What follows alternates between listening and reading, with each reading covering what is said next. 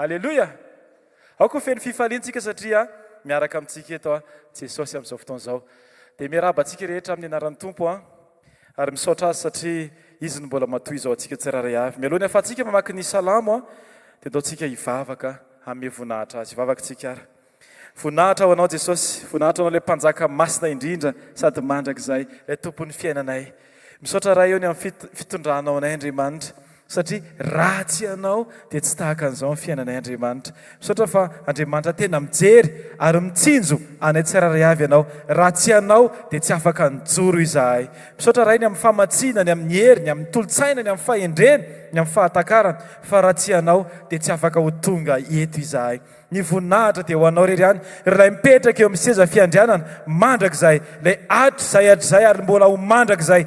Tompony fiainanay, iankohofanay mandrakizay, ankatoavinay mandrakizay. Misaotra raha eo ny amin'ny fitiavanao sy ny famondramponao, fa matoa izay mbola velonay nandray amin'izao fotoana izao Jesosy, dia mbola no ianao ihany ary ianao hatrany Andriamanitra. Tsy ny herinay, na ny tanjakay, na ny fahaiza-manaonay, na ny fahatakaranay, na ny fahalalanay olona, na ny fahefana izay mety eo aminay Andriamanitra, fa ianao Jesosy no ambadika izao rehetra izao. Ka dia voninahitra ho anao ilay tsara indrindra, ilay sarobidy indrindra ho anay tsiraray avy, ilay tompon'ny fiainanay, ilay nahavita nanafaka anay tao anatin'ny fotaka mandrevo, nanaisotra anay ianao Andriamanitra ary nanangana ny tsiraray avy mba hahafahanay manana ny tena fiainana dia ianao zany Kristy. Misaotra raha eo fa tsy nijery ny fahalemenay tamin'ny lasanay ianao, fa nitanjonao dia ny hahafahanay mandova ny mandrakizay, mitoetra eo anilanao Andriamanitra ray. Misaotra raha eo fa tena tianay ianao, tsy hoe tena tsy fotsiny fitiavanao, fa tena nataonao niatra teo amin'ny fiainanay tsiraray avy. Misaotra ny amin'ny andavanandronay rehetra Andriamanitra. Misaotra fa mbola afaka miatrika izahay. Alleloia. Misaotra fa mbola afaka mijoro izahay manoloana ny zavatra tsy maintsy ho tingianina indray Andriamanitra, satria tianao ho vady voahomana tsara no ihaona aminao amin'ny fotoana hampakaranao anay Andriamanitra. Androany Jesosy dia ampanikenay ny momba anay Andriamanitra. Te hiteny indray izay Jesosy hoe tanterao araka ilay tianao Andriamanitra, tanterao araka ilay efa ao anatin'ny fonao anay tsiraray avy. Aoka tsy izahay no hiteny hoe izao no tiana hitranga, fa aoka Andriamanitra ilay mba etaetanao amin'izay no hitranga amin'ny fiainanay tsiraray avy. Aoka ny teninao no tanteraka amin'ny fiainanay Andriamanitra. Betsaka ny teny efa norenesinay izay nambaranao Jesosy Kristy, fa ireny rehetra Andriamanitra dia aoka tena ho vavolombelona izany ny fiainanay Jesosy. Aoka ho hita fa ny teninao no velona sady mameno anay tsiraray avy. Araka ny teninao izay milaza hoe aoka ny tenin'ny Kristy no hitoetra betsaka ao aminareo. Dia androany Jesosy mitoera amin'ny fahafenoana eo amin'ny fiainanay Andriamanitra, mitoera amin'ny fahafenoana ao amin'ny fonay Jesosy, mitoera amin'ny fahafenoana ao amin'ny fisainanay Andriamanitra. Aoka tsy hisy na banga kely fotsiny araka hidiran'ny fahavalo ka tonga fisainana tsy izy, fa aoka Andriamanitra ny momba ny rehetra dia ho lanianay eo an-tongotrao Jesosy, satria ny antom-pisinay sy ny antom-piainanay dia efa ianao Kristy, ianao ilay omaly, ilay anio ary mandrakizay Jesosy eo. Niza Andriamanitra eto amin'ity fotoana ity na manaraka an'ity fotoana ity. Alleloia. Mety misy zavatra matimaty any Andriamanitra dia ny fahalalana ianao Andriamanitra dia ianao ilay mpanangana. Alleloia. Lazarosy maty efarina teny anankiray navoaka amin'ny vavanao dia miova ny zavatra rehetra. Androany Andriamanitra dia mbola mino zahay fa tanteraka aminay zany. Ninona mety endrika matimaty izay manakana anay tsy andre, ny teninao sy tsy aina araka ny sitraponao dia miala aminay avokoa zany Jesosy Kristy. Fa androany dia misy fiovana indray. Aoka ianao no hanotrona ny tsiraray avy Andriamanitra. Aoka ny fanatrehanao dia ho eo aminay mandrakariva, ary izay dia tsy hafoy ianao fitoetra aminao amin'ny fotoana rehetra Andriamanitra. Aoka ny teny ameny ny fonay sy ny fisainanay dia tsy ny fahalalanay Andriamanitra na ny fahaiza-manaonay, fa ny teninao Jesosy ny toetra betsaka ao anatinay tsiraray avy. Misaotra ray fa tanteraka izany androany, misaotra ray fa vavolombelona izany ny fiainanay. Ataontsika rehetra samy misaotra an'Andriamanitra. Isaora izy amin'ny zavatra rehetra, isaora izy amin'ny fitariany, isaora izy amin'ny famatsiany, isaora izy amin'ny fitondrana, isaora izy amin'ny zavatra izay efa nomano antsika tsiraray avy. Isaora izy, misaotra Jesosy ny amin'ny ankohonako, misaotra Jesosy ny amin'ny fanompona, misaotra Jesosy ny amin'ny fitariana, misaotra Jesosy ny amin'ny famatsiana, misaotra Jesosy ny amin'ny tsetra, misaotra Jesosy ny amin'ny tany hevitra izay ampianaranao anay andalovana, misaotra Jesosy ny amin'ny fampianaranao anay hamoaka fifaliana amin'ny fotoana zay mety tsy ahaizany nofonay manao an'izany satria zay tsy tariany nofo fa tariany fanainao masina. Misaotra Jesosy ny amin'ny zavatra rehetra zay avelanao mitranga amin'ny fiainanay, fa ireny rehetrareny Andriamanitra dia mbola tsy maintsy hanosika anay aneo fa ianao ny tompo sy mpamonjy ny fiainanay. Ny fahavalo mety mikady sy fahalavona fa ao ambadiky ny zavatra mety homaniny dia misy voninahitra Andriamanitra tsy maintsy miseho eo amin'ny anaran'i Jesosy. Zany ny fiainanay, zany ny fiainako, zany ny fiainanay tsirairay avy Andriamanitra, tsy maintsy maneho voninahitra n'Andriamanitra amin'ny anaran'i Jesosy Kristy avy any Nazareta no anaovanay zavavaka izany. Aleloia, amen. Dao tsika hitehaka mafy an Jesosy, raha afaka mika aleloia an Jesosy ianao andrany. Aleloia. Ny fandresena misy antony matoa tsy hoe nirodana ny mandan'i Jeriko vao nasina nika ny vahoaka an'Israely, satria ny olona efa manana finoana anatin'ny fomba famandresy izy dia afaka mika sahady na dia mbola tsy hitany rava raha ny tamboho. Raha zany ny temponao dao tsika hika mafy aleloia an Jesosy amin'izao fotoana izao. Aleloia, voninahitra ho an Jesosy Kristy, amen. Salamo faha 420 no vakintsika andiny voalohany sy ny faharoa dia avy hatrany dia ny andiny fahasivy. Salamo faha 420 ny andiny voalohany sy ny faharoa dia avy hatrany dia ny andiny fahasivy, izay mivako toy izao amin'ny anaran'i Jesosy Kristy manao hoe: an Jehovah ny tany sy izay rehetra eo aminy, izao rehetra izao sy ny mponina eo aminy. Fa izy no nanorina azy tambony ranomasina, tambony rano no nampitoerany azy. Andiny fahasivy, asandrato ny lohanareo ry vavahady, ary manandrata ny lohanareo ry varavarana fahagolo, mba hidira mpanjaka ny voninahitra. Amen. Dao atolotra tsika an Jesosy ny voninahitra amin'izao fotoana izao.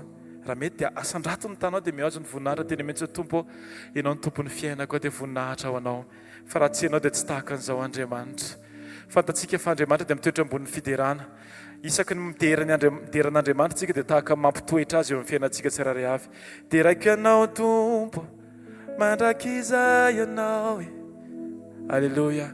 Raisy ny toeranao Jesosy dia manjaka feny eo amin'ny fiainako. Aleloia. Tsy mitady ary tsy mila hafa ankoatranao Andriamanitra, fa ampiantanteraka ianao Andriamanitra. Voninahitra ho anao, voninahitra ho anao, voninahitra ho anao, ilay mpanjaka mandrakizay. Amen. Ampitsikitsikiana no ite hafantsika ho an Jesosy. Aleloia. Aleloia. Taontsika mbola amerina voninahitra ho an'Andriamanitra foana. Ilaza hoe mendrika loatra izy, mendrika loatra ianao Andriamanitra, dia raha sy laza ho anao mandrakizay. Tena hoe tsy toy izao zay Jesosy raha tsy ianao. Amerina voninahitra ho anao mandrakizay zay. Aleluia.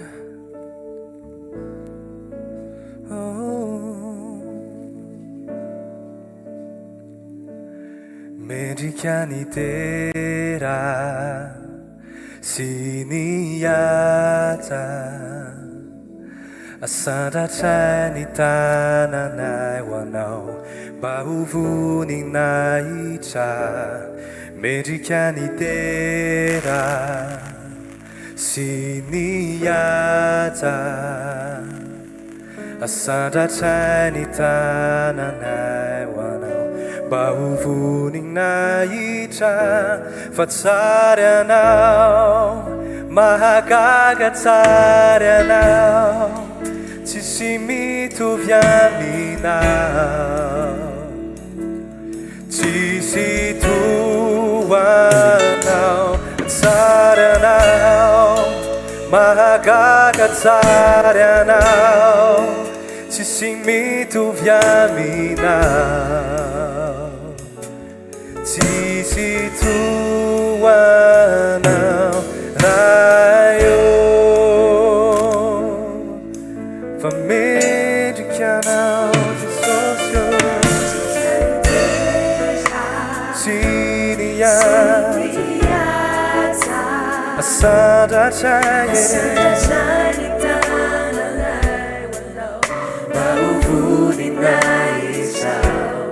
Mendrika ny tera sy ny ata, asandratra ny tananay ho anao, mba ho voninahitra. Tsara ianao, mahagaga tsara ianao, tsisy mitovy aminao tsisy toana Jesosy fa tsara anao mahagaga tsara anao tsisy mitovy aminao tsisy fa tsara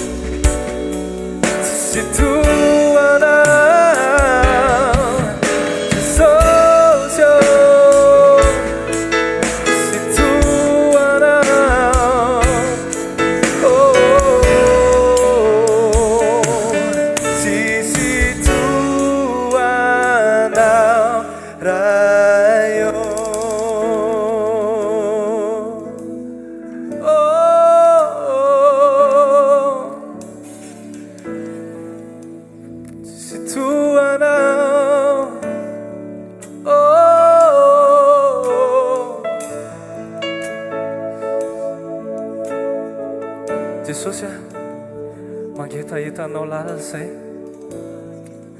Jesosy maniry anao zay Jesosy te kambana aminao zay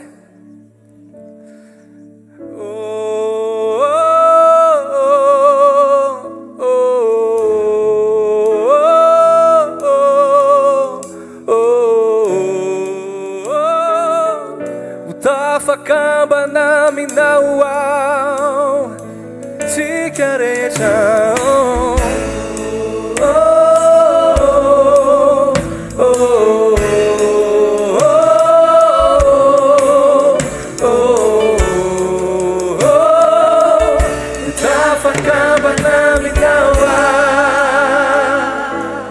Andiamanitro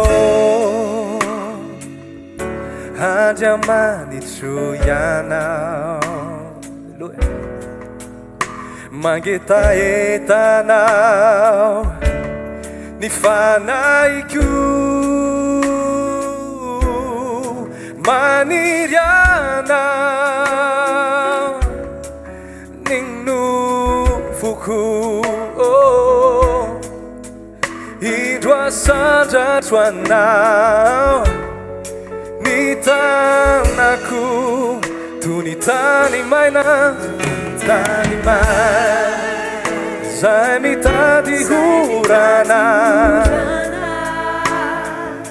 mihoatra no zany Jesosy mihoatra no izany no ianjanjako anao te hitondra fanatitra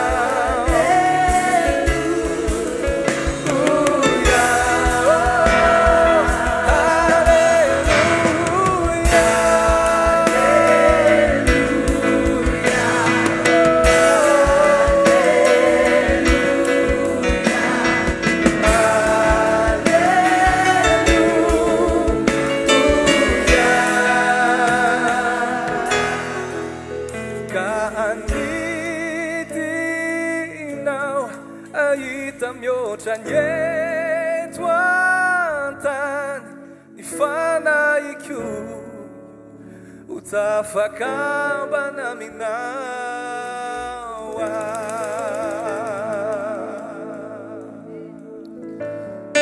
Alleluia ndry sotra Jesosy a tsara loatra ianao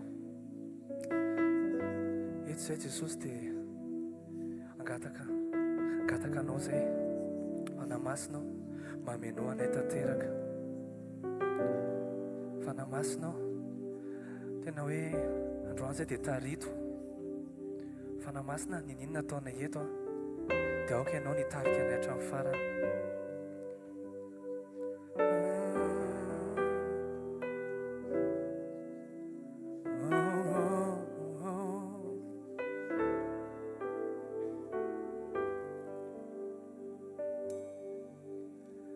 fanahy masino tonga soety anao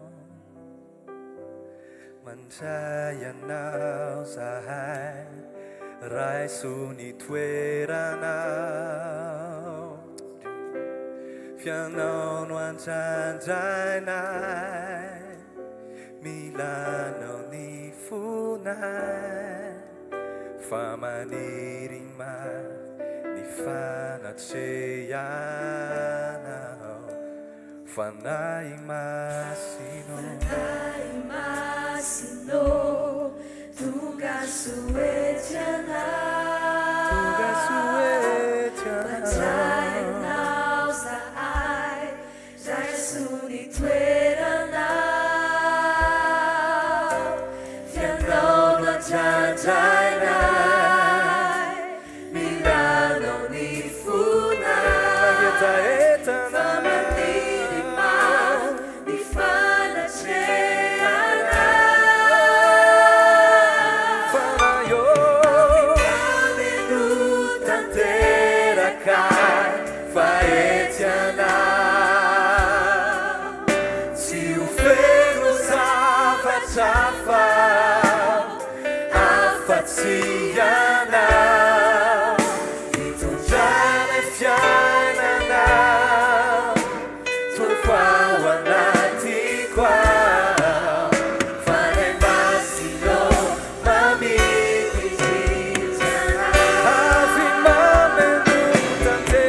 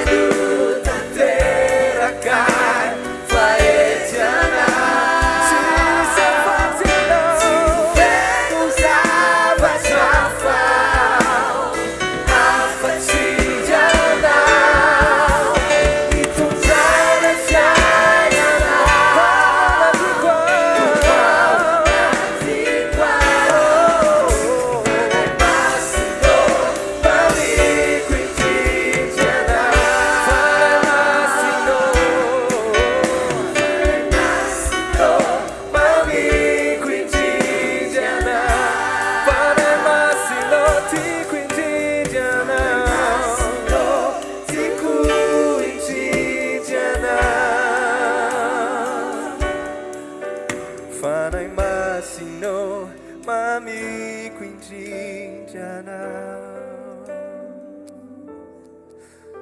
mamiko ianao fanahy masino mamiko ianao fanahy masino.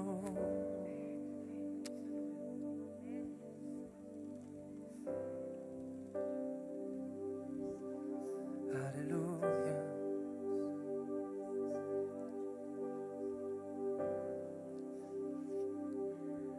Tikuni uwe wanilanao sinifanache anao idera siankalazanao Jesu tao miao anilanao tikony ao anilanao Jesosy tikony hoe wanilanao sinifanache anao idera siankalazanao Jesu tao miao anilanao zay misy anao no tiako mba isaiko iara-pany amina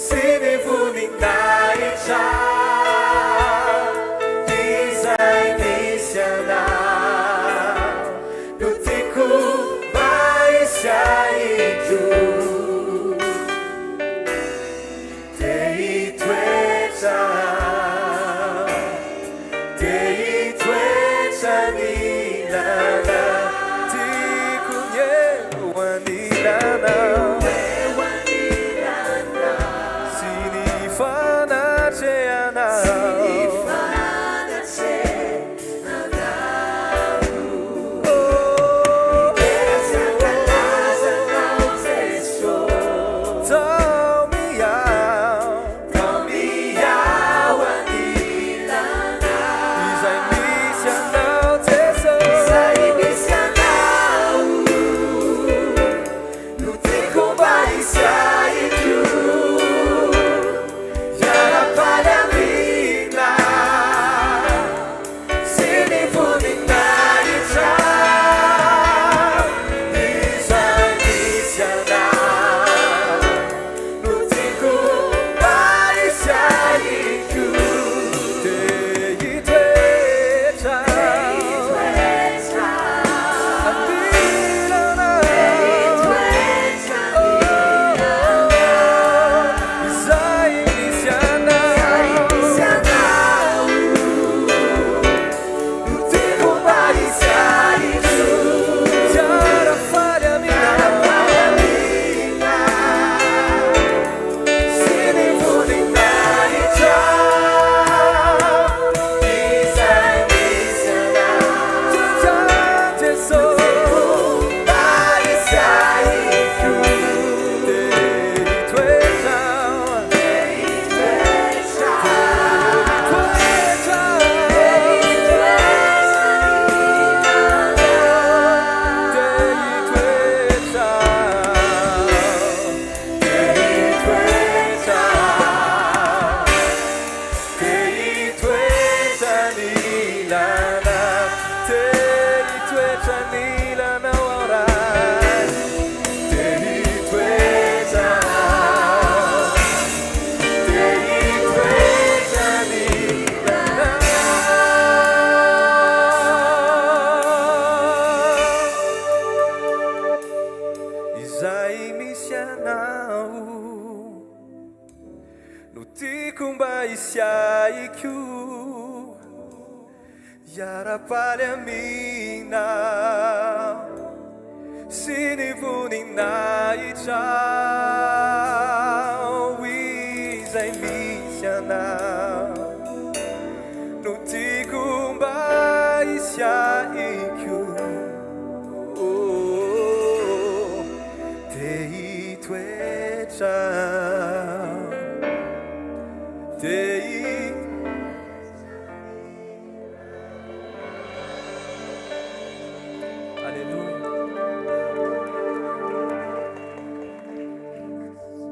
Alleluia. Mazotoerana tompoko. Tonga amin'ny fotoana nomezana voninahitra n'Andriamanitsika ny amin'ny zava-mahagaga nataon'i Jesosy. Alleluia. Voninahitra ho an'i Jesosy irery ihany nijoroana vavolombelona.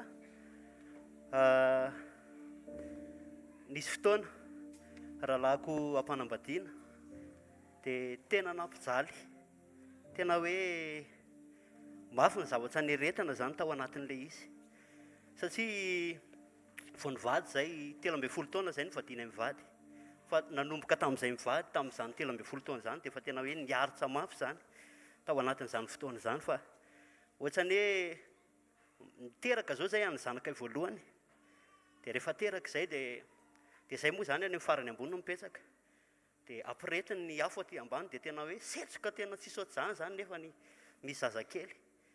Dia misy fotoana mandory sase mahitsiny izy zany, dia alefa n'le sase zany dia tena hoe manepitra, dia le zanakay voalohany moa zany nisy fotoana efa naika maty zany le zanakay voalohany satria sepitra tena tery ny tsatsany zany. Dia tao anatin'izay ny fotoana zay za moa zany tamin'izany efa mivavaka, fa le mivavaka dia le manozonozona ihany teny andalana zany, ohatrany hoe Andriamanitra tsy andronareo andronay, ohatran'izay zany le fanozonana, dia teny foana dia nisy fotoana amin'izay nitory teny pasteur Sandrasa ndray atalaty zay hoe mila fifamelan-keloka, dia raha tsaroanareo nisy fotoana hoe nisy olona ozy nataony nananako olana zay, dia lasa nandeha nanantona anazy, dia niresaka tamin'ilay olona, dia kanjo koa nefa ny sabotsiny iny dia naverin'ny papa teto le fotoana nisy tory-teny indray nataon'ny papa resaka fifamelan-keloka. Dia io olona io zany tamin'izany fotoana efa lasa izy zany, ohatrany hoe nisy problème koa ka izy zany tao anatin'ny tokantrano tao, dia lasa izy nandeha. Dia teo amin'izay zany za hoe andeha hanantona n'iny rahalahy iny aho zany, tena hitady anazy dia rehefa nisy fotoana amin'izay nitady anazy zany, fa tsy nety nifankahita mihitsy zay. Dia tamin'ny latsinainy teo zany nandeha, dia misy le havana eo ambany moa zany dia miaraba zany, manao anareo dia izy ka tonga dia nanokatra rideau tonga dia izy nitako teo, salama ho dia lasa nandeha nivoaka, dia hoy zako hoe Jesosy ahoana, so dia ty le fotoananao Jesosy. Dia lasa aloha za tany amin'ny arabe tany nisaitsaina fotsiny, dia avy eo miverina, dia zaho mba hiresaka kely aminao sedy mba afaka miresaka aminao, dia dana ozy nataony aloha fa mbola hanao zavatra kely fa rehefa avy eo miverina. Dia rehefa tany dia nitokam-bavaka mihitsy iny aloha zany tao anatin'ny fotoana, za nieritseritra zany hoe mety mbola tezitra amiko io fa mety tsy handray anahy. Dia kanjo moa natsony avy eo zany, avy eo dia niresaka zay nifampiresaka, dia zaho mifona aminao tamin'ny fotoana hoa niaraka tato reny tsika, satria zany efa tsy tao aminay intsony, niaraka tato reny ho atsika, dia mifona aminao za tamin'ireny fotoana niarahantsika reny, tamin'ny mety zavatra nampanahiranao, za mino hoa fa nisy zavatra nampanahiranao koa nataoko tamin'ireny fotoana reny, dia za hoa tena mifona aminao fa manay koa za fa diso. Dia ozy nataony hoe za koa ozy nataony mifona.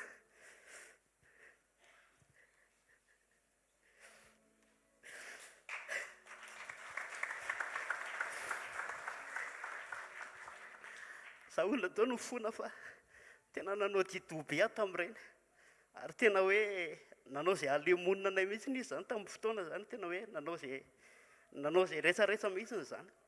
Dia za koa ozy nataony mifona fa tena tamin'ny fahadisoako tamin'ireny fa nanao dido aho ozy nataony.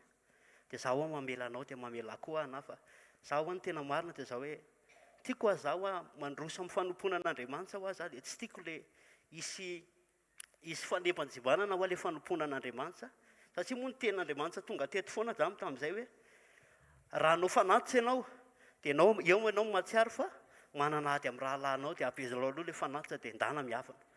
Dia tena hoe nihavana taminy dia ho an'i Jesosy ny voninahitra fa namela anahy izy, ary niteny koa izy tamin'izay fotoana za hoe za koa ozy nataony zao efa mba manomboka mandeha mivavaka ozy nataony efa tena hoe miditra ao anaty fikambana olo nataony dia mandeha mivavaka. Nisy fotoana zany tena hoe nanozona foana tamin'izay, fa tonga foana le ten'Andriamanitra eto hoe raha tsy mahavesatra ao am-ponao mahitsiny ny fanahin'le olona dia tena hoe dia mivavaka ao amin'izay. Nisy fotoana zany ohatrany hoe mamela fa eo any, fa tamin'izay fotoana izay mivavaka Jesosy raha mbola mitohy amin'ny fanaony iny dia ho very izy ange Jesosy. Dia ho an'i Jesosy ny voninahitra fa tonga ny fotoana tamin'ny latsinainy dia ny aon izay dia mifamela tena hoe nandritsy ny 13 taona izay. Dia ny anankiray manaraka dia tamin'ny volana novambra ny antso amin'ny papa dia tena tamin'izay fotoana izay hoe tena mafy be ho ny zavatra iainana papa. Ary nitomany moa zany tamin'izay fotoana izay tena enjana be ny zavatra atsehana zany. Satria zany eritseritra fa tsy niasa. Dia nisy fotoana amin'izay zany dia hozy papa tamin'izay fotoana izay za hozy nataony mivavaka ao anao dia za mihitsy fa tena mivavaka ao anahy izy. Dia ny anankiray amin'izay ny vangin'Andriamanitra izay mivady. Na manginan'i Jesosy ianao rehefa mivavaka izay amin'ny alina dia zao ny ten'Andriamanitra azo anay tamin'izay fotoana izay hoe ny oloko marina hozy nataony dia velon'ny finoana. Dia nametsa-panontaniana izay mivady hoe tena ny Jesosy marina ve tsika? Dia teo dia nametsa-panontaniana dia niverina nivavaka dia nibebaka tamin'Andriamanitra. Dia nampisiny indray hozy indray ny ten'Andriamanitra rehefa miara-mivavaka izay dia mianaka rehefa amin'ny hariva zany dia tonga indray ny ten'Andriamanitra hoe ny ondriko ozy nataony mihaino ny feoko ary ny ondriko marina dia atsoko amin'ny anarany avoka. Dia teo indray io le ten'Andriamanitra voaray antsika alina ity. Dia teo izay dia tena hoe miara-mivavaka izay. Dia ho an'i Jesosy ny voninahitra fa nanomboka teo tena hoe niverina nibebaka nandray an'i Jesosy tena hoe mafy ny zavatra iainana fa tena hoe mahatsapa fifaliana. Ary ny zanako ary misy fotoana ozy nataon'le zanako hoe fa manino ny dada meme foana amin'ny tsisy dika ianao izay nataon'le zanako zany satria tena ohatrany hoe feno fifaliana tsy takatry ny sainy zany foana isan'andro tena hoe vomaika zany ohatrany hoe enjana ary ny zavatra tsy hana fa tena hoe mitondra fifaliana isan'andro Jesosy. Dia ny anankiray ny sokafan'i Jesosy ny masom-panahiko aika zakay tsy miasa fa miasa. Fa za moa zany tamin'ny voalohany efa nangataka tamin'i Jesosy za Jesosy tamin'ny mbola tsy nanambady dia efa izay foana ny tato anatiko hoe za hoa Jesosy rehefa mba menao asa dia asa mba ahafahako manompo anao foana zay omena anahy. Dia ohatrany hoe ohatran'izay foana moa zany ny fiainako teny dia zay kay zakay efa nomeny Jesosy asa miasa kay zao. Fa ny asako zany ohatrany hoe manao resaka sakafo reny dia mivarotra an'ilay izy. Dia za zany mieritreritra hoe ny tena asa tena dietahako zany ohatrany hoe le andray vola foana nefany le ohatrany hoe tonga dia ampidi-bola be deaibe nefa ny zavatra misy ohatrany hoe misy zavatra ilainao ara-potoana dia tonga le zavatra tsy miankina amin'le vola ampidirinao fa ohatrany hoe io le zavatra fa ilainao, io le zavatra fa tonga tena hoe averina amin'i Jesosy ny voninahitra fa izy reriany mendrika zany. Ho an'i Jesosy ny voninahitra. Halleloja. Halleloja. Mangataka amin'i Jesosy mba tsy ho feno koa ny fo fa mitovy tena hoe manana fotoana ny Andriamanitra ozy le rahalahy zay dia tena hoe mitovy le zavatra hoentan'i Jesosy androany zany dia hoe titran'izy dia hoe madio fo dia tsy mamala ratsan-dratsy. Teneno akaikinao hoe madio fo dia tsy mamala ratsan-dratsy. Tamin'ny 2017 ataoko hoe 7 taona lasa zay tamin'ny tena mbola mpitovo dia nianatra tao anatina fianarana anankiray zay centre de formation anankiray zay za herintaona talohan'ny nidirako tao amin'ny tontolony sehatra ny asa. Dia tao amin'ilay fianarana zany folo zay mpiara-mianatra dia nianatra tao dia nandeha teny ny fiainana dia fampijery mpiara-mianatra dia hoe ahoana ialahy dao irevireva avy eo dao hitra boaty raha alina ahoana dia tena hoe tena mifona ry zalahy fa tsy amin'izany fa za efa an Jesosy mijoro. Dia nanomboka teo dia tena tonga dia hoe ala amin'ny mpiara-mianatra tanteraka zany tena hoe tsisy tiana tao am-pianarana dia tena hoe mijery ohatrany hoe marikiriko dia nijoro foana dia hoe ny fifantohako hoe fantako hoe anao zavatra Andriamanitra dia za tena hoe za Jesosy tsy maloto fo amin'ireo za tsy nanozana fa tena hoe nifantoka tamin'ilay fianarana dia tena misy taona mihitsy zareo tena hoe mijery dia hoe ahoana izy miteny alafa marina ny tenen'ny Baiboly ahoana dia ny anao tsy hoe religion le izy na hoe tsy maintsy manao an'io fa ny anao io lifestyle ny anao io mode de vie mihitsy ny anao io raha miteny Baiboly hoe aza mitsangatsanga dia ara-baky tenao za tsy mitsangatsanga tezitra be dia andao hiady tsika sy elahy re ahoana elahy mahantra elahy maloto elahy tsisy dika andao hiady resy ny lahy ho aza resy ho aza fa aloha rehefa any amin'ny farany fotsiny ho ary na ohatra ny amin'ny examen toy amin'ny fiainana fotsiny dia any ataontsika miady ho afa raha za dia resinao aza resiny tsy miady ho aza dia tsy niady zay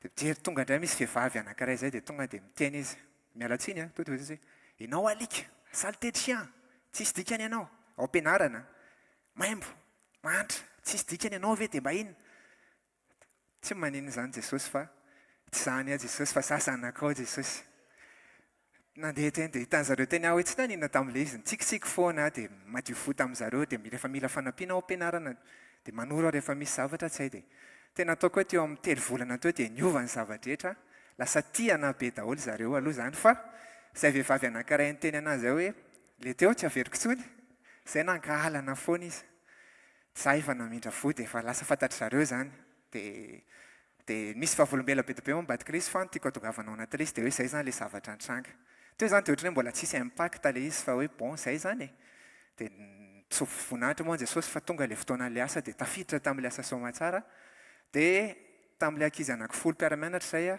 3 izay voaray tamin'ilay asa dia anisan'ilay vehivavy anankiray dia misy lehilahy anankiray fa ny fito taminay zany a tsisy voaray daholo dia teo zany aloha dia ohatra hoe zany efa tena tsy nananina tsy nanozina tsy nanina fa teo zany dia fahita ilay impact an'ilay izy hoe tena ny ten'Andriamanitra mantsy miteny hoe aza mikitika an'izay voahosotr'Andriamanitra zany efa tsy mivavaka ho an'izany a fa dia efa telo aloha zany sisan'izay dia nandeha tamin'ilay asa dia mbola tonga ihany izy dia hoe andeha nisy fotoana moa tamin'izany ohatra hoe andeha hivoaka kely any ivelany dia hoe ianao raha vao tonga any ivelany any to dia samborin'ny polisy ianao tena mantsy le mbola le tsy mahafantatra ny inona zahoana zany le any da mbola ampitahoriny ohatr' zany dia ohatra hoe ahoany mbola samy ato amin'ilay asa ange dia teny foana ihany tsika hoe bon tsika tsy zany fa tamin'izany koa moa leson fanotronana efa tao tsara mihitsy dia tsy mifantoka tamin'izay zavatra izay fa hoe mamela ny heliny aho Jesosy za tsy maninona aminazy mihitsy fa mamindra fo aminy dia nandeha fa ilay tontolo ilay asa tena tonga dia hoe tsy nitovy ny parcours nandehananay satria nisy le examen nataonay za afaka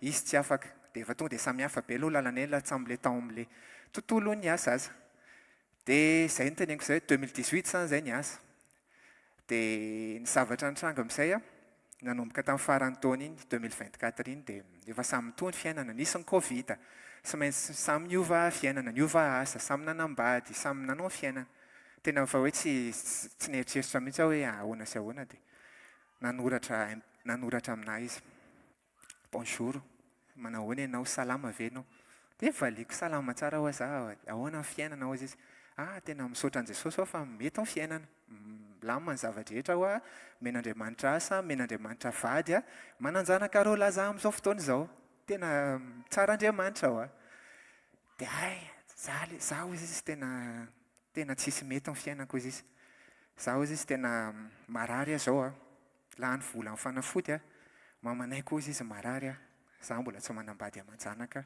za hozy izy amin'izao miasa any anatin'ny casino izy izy dia nalahelo be tena Jesosy dia tsy maninona ho azy zany fa zaho aminy fa afaka manova ny fiainanao Andriamanitra dia ndao fotoana angambany ho azy zao tena hoe hitodianao amin'Andriamanitra fa tsy maninona ho azy zany dia ndao hivavaka ho dia tena apetrao aminazy fa ianao nahafantatra ny tantarako hoe taiza sy taiza ny angako dia izao zany mba afaka mijoro hoe mba misy zavatra nataon'Andriamanitra teo amin'ny fiainako fa afaka manova ny tantaranao izy fa ny important dia ianao miova aloha voalohany indrindra ho ok dia ndraisan'ny fampahiresana dia ohatr'izay le tsy vitany hoe fampahiresana le izy fa ianao koa tsy maintsy mitondra zavatra zany dia tonga dia miresadresaka eo foana za hozy izy mila soutien moral zay moa nyteny dia meko ten'Andriamanitra izy hoe ity misy ten'Andriamanitra Jesosy ny teny hoe za tonga anananareo fiainana ny favaly tsy tonga raha tsy andrava androba amono fa misy fiainana be da be ao voman Jesosy eo aminao dia nitondra ambavaka ao anazy moa zany izay mivady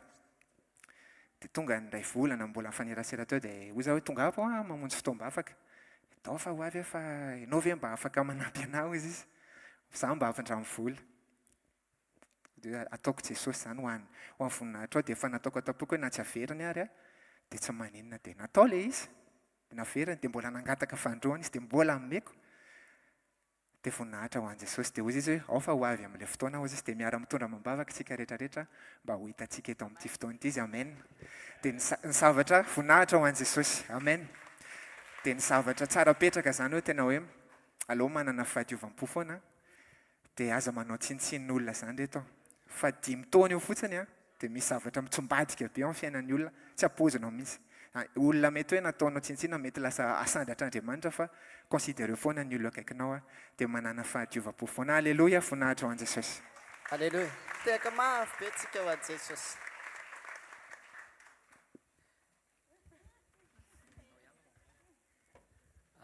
tain'i Jesosy daholo amin'joro eto tsy ampijoro vavolombelona fa amerina ny voninahitra any amin'i Jesosy satria nandresy teo amin'ny fiainako Jesosy alleloia efa tonga teo ihany ahako fa efa naka témoignage teo fa nisy ten'Andriamanitra zay niala tany am-piasana nisy situation ohatrany hoe mavesatra dia nisy réaction nivoaka sy ny sisa dia nisy olona nalahelo tamin'izaho niala tany nefa za tonga eto anao fanatim-piankofana ho an'Andriamanitra dia tsaroko le tenin'i Jesosy le netiny datomam-piorina teo hoe raha tonga ianao anao fanatitra nefa misy rahalahinao manana alahelo aminao dia ajanony aloha iny dia andana aloha mihavana aminy dia teo tsy nahazo aina dia hitako tonton Karima dia hoe mba hampindra motorem lesy ok ozy izy dia lasa nitsorika nanatanteraka ny tenin'i Jesosy dia ny fona taminy tsy miteny hoe iza nidisona iza fa anjarako no mandeha mifona satria zany no ampianaran'i Jesosy hoe ajanony aloha fanatitra ao dia nihavana ako dia faly satria reko ny fifalian'i Jesosy hoe mihavana amin'ny olona rehetra androany voninahitra ho an'i Jesosy rirany tsangantsika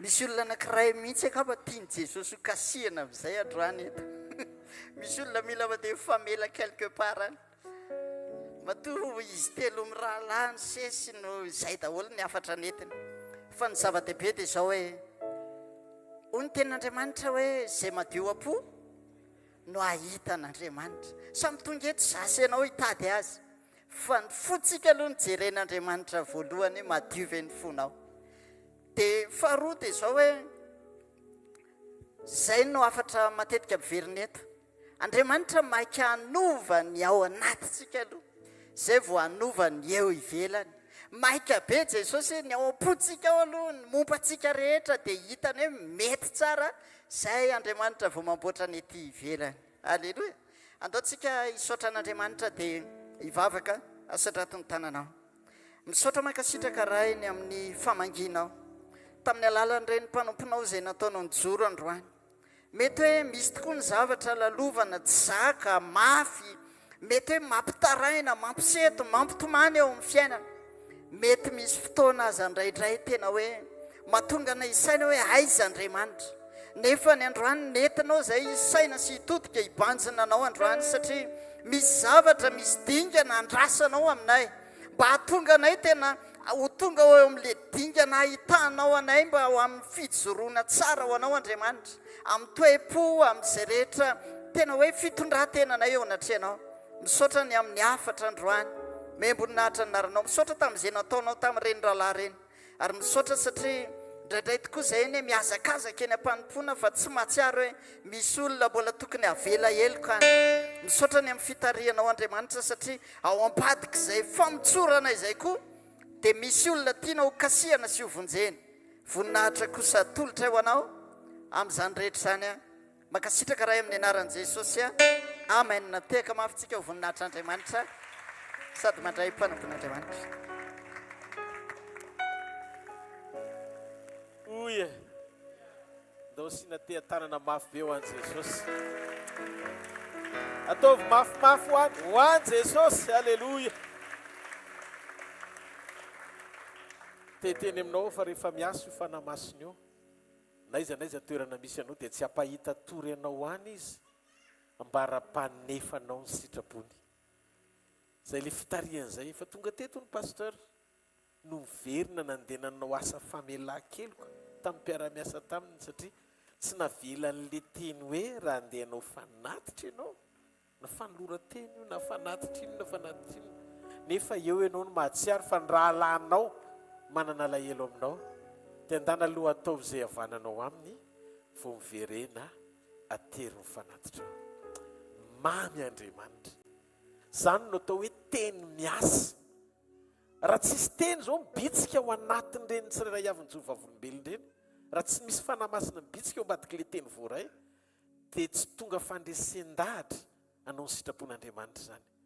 Dao antsika no fahofantanantsika any amin'ny lanitra hiteny amin'Andriamanitra. Aoka ny teny rehetra izay reny sofiko Andriamanitra ho tonga aina ho anatiko sy fahasalamana ho an'ny nofoko rehetra. Dia aoka ny fanambarana rehetra avy aminao ho tonga vavolombelona ijoroako Andriamanitra, hiainako ny fahamarinanao, ary amin'izany dia ny anaranao irery nomena voninahitra mandrakizay. Mitenena Jehovah fa miaino ny mpanomponao amin'ny anaran'i Jesosy. Amen. Ndao tsika ity tanana mafy eo Tompo a, miangavy ianao azo toerana. Halleluja. Andreo nariva manokana dia hoentin'ny fanamasiny sika ao anatin'ny fotoana foiny amin'ny teny nampitondraina ny lohateny hoe ny fitafiana sy ny olom-boafidy. Ny fitafiana sy ny olom-boafidy. Ny fiainan'ny olom-boafidy anankiray dia misy zavatra hitafianao na tsy hitany masonao azy. Iza le hitafiantsika? Jesosy Kristy, averena Jesosy Kristy.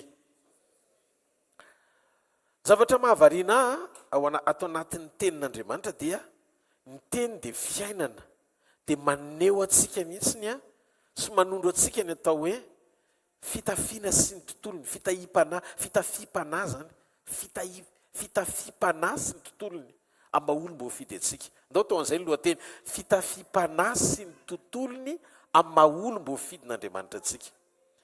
Ny atao hoe olom-boafidy dia olona mahalala an'Andriamanitra.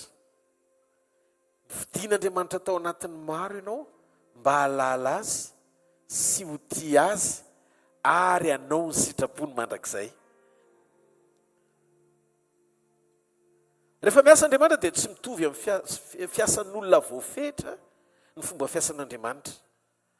Satria izy dia Andriamanitra mahalala ny farany hatramin'ny voalohany. Ary Andriamanitra milaza izay mbola tsy natao akory Isaia 47 ny 7 hatramin'ny 10. Tsarovy ny zavatra taloha izay efa lasa ela, fa izao no Andriamanitra ka tsy misy hafa. Izao no Andriamanitra ka tsy misy tahaka, izay manambara ny farany hatramin'ny voalohany ary maratra amin'ny ela, ary manambaratra amin'ny ela izay mbola tsy natao akory. Dia ilay manao hoe ho toy ny fikasako ary faiko ny sitrapoko rehetra. Mahafantatrao moa, tombontsoanao ny fahafahanao mampangina ny sitraponao fa manaiky ny sitrapon'Andriamanitra. Ny mapety anao dia ny mahalala fa Andriamanitra koa dia manana ny sitrapony ho anao. Ny atao hoe fahendrena, mamantatra ny sitrapon'Andriamanitra ho anao dia mizotra arak'izay sitrapon'Andriamanitra izay. Zay ny mapety anao. Be dia be ry havana ny olona te handeha amin'ny sitrapony fa manamaivana ny sitrapon'Andriamanitra. Raha tiantsika zany ny hahafantatra ny fiafarantsika tsara, dia mila sika mampanaiky ny ato anatintsika hiaino ny sitrapon'Andriamanitra sy hiaina ny sitrapon'Andriamanitra. Raha mijery zao tsika ny fitiavan'ny olombelona, ohatry ny hoe fitiavan'ny rainao. Raha miresaka amin'ny tantaram-piainan'i Josefa manokana, tiany Jakoba rainy Josefa dia mividiana ny fitafiana maro loko. Dia rehefa mividiana ny fitafiana maro loko izy, dia iny fitafiana iny no anisany hoe nampiavaka azy tamin'ny rahalahiny rehetra. Dia rehefa avy eo Josefa nanofy, dia rehefa nanofy indray Josefa dia nofy mpanapahana ny rahalahiny sy ny ray aman-dreny ny nasehoan'Andriamanitra azy. Izany hoe Josefa zany ny vidian'Andriamanitra dia nampahafantarin'Andriamanitra tao anaty nofy ny hoaviny sy ny fiafaran'ny fiainany ary ny antom-pisiana ilan'Andriamanitra azy eto ambonin'ny tany. Zay zany nampiavaka an'i Josefa ka nahatonga an'i Josefa nantsoina hoe olom-boafidy. Zavatra nahavariana tamin'ny fiainan'ity Josefa ity dia zao, satria miresaka tsika mikasika momba ny fitafiana. Amin'ny bokin'ny Genesis 7:30. Alleluia. Ny 9:7. voatonga Josefa ny azakazaka andeha hitady ny rahalany anatitra sakafo ny rahalany na ny rainy azy nefa reo mpiray-tam-po taminy dia nialina azy ary nyelona ny rahalany azy tsy hamaha Josefa azy mpiray-tam-po aminy na le akanjo izay nomeny rainy azy fa le nofy sy le vision nasion'Andriamanitra Josefa hoe enao zany anapaka anay dia nanomboka teo dia ny zavatra nitsiry teny anatin'ireo rahalan'ireo atao hoe fahakalana ny anarany dia jereo ny 9:20 hoe voatonga Josefa dia inona ny teneniny zareo voalohany tsy hoe indro fa tamy Josefa fa ozy izy indro tamy le mpanonofy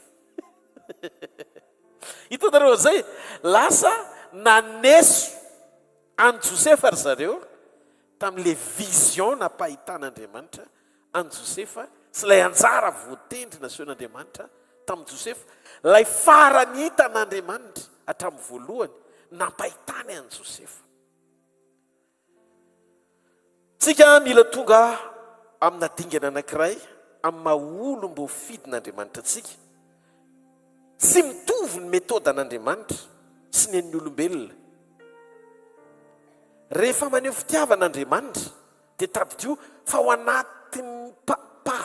anatin'ny fanehoan'Andriamanitra ny fitiavany ny fanekenao fotsiny hoe ny fiankinanao ny fitiavany dia mahatonga ny toe-ponao anazao fahatsapana zao ao anaty hoe mahatoky an'Andriamanitra rehefa manana azy rehefa eo ampela-tanany fiainako fa anisany lalany tondran'Andriamanitra ny olona ao anaty kajy mahandriamanitra azy ny faneren'Andriamanitra ny zava-misy rehetra hiara-iasa asoa atonga anao any amin'le destination sy le anjara voatendry tia nitondrananao raha pitso. Misy zavatra tsy voatery ao anatin'ny kajinao na eken'ny sainao fa ny sain'Andriamanitra ho isan'ny lalana anosehananao any amin'izay tia ny atongavanao raha pitso. Misy zavatra zany indraindray tsy voatery apety anao fa mahasoanao. Zareo ny masony akaikinao misy zavatra hoe indraindray tsy voatery mety aminao fa le tena mapety anao avy amin'Andriamanitra. Zareo le izy rehefa tiany Josefa ny rainy dia nanome azy akanjo jakety kely hitafiny. Fa rehefa tiany Josefa Andriamanitra dia nikajy Andriamanitra zay hanesorana an'le jakety Josefa le lamba nitafiny Josefa avy any amin'ny rainy satria Andriamanitra efa manana vision ampitafy any Josefa lamba hafa avy any amin'ny Farao nihoatra noho izay atafy ny rainy azy. Ny fara fitiavan'ny Jakoba ny Josefa dia ny fanomezany azy fitafy miavaka tamin'ny rahalany tao an-tokantranony. Fa ny fitiavan'Andriamanitra ny Josefa dia ny hanesorana n'le lamba izay nomeny rainy azy ho tafiny mba hafany mitafy an'le lamba izay nomanin'Andriamanitra ho azy amin'ny antom-pisiny ao andapa ny Farao. Ny tena ilain'i Josefa tsy lamba atafy avy amin'ny Jakoba fa ny lamba atafy avy amin'ny Farao.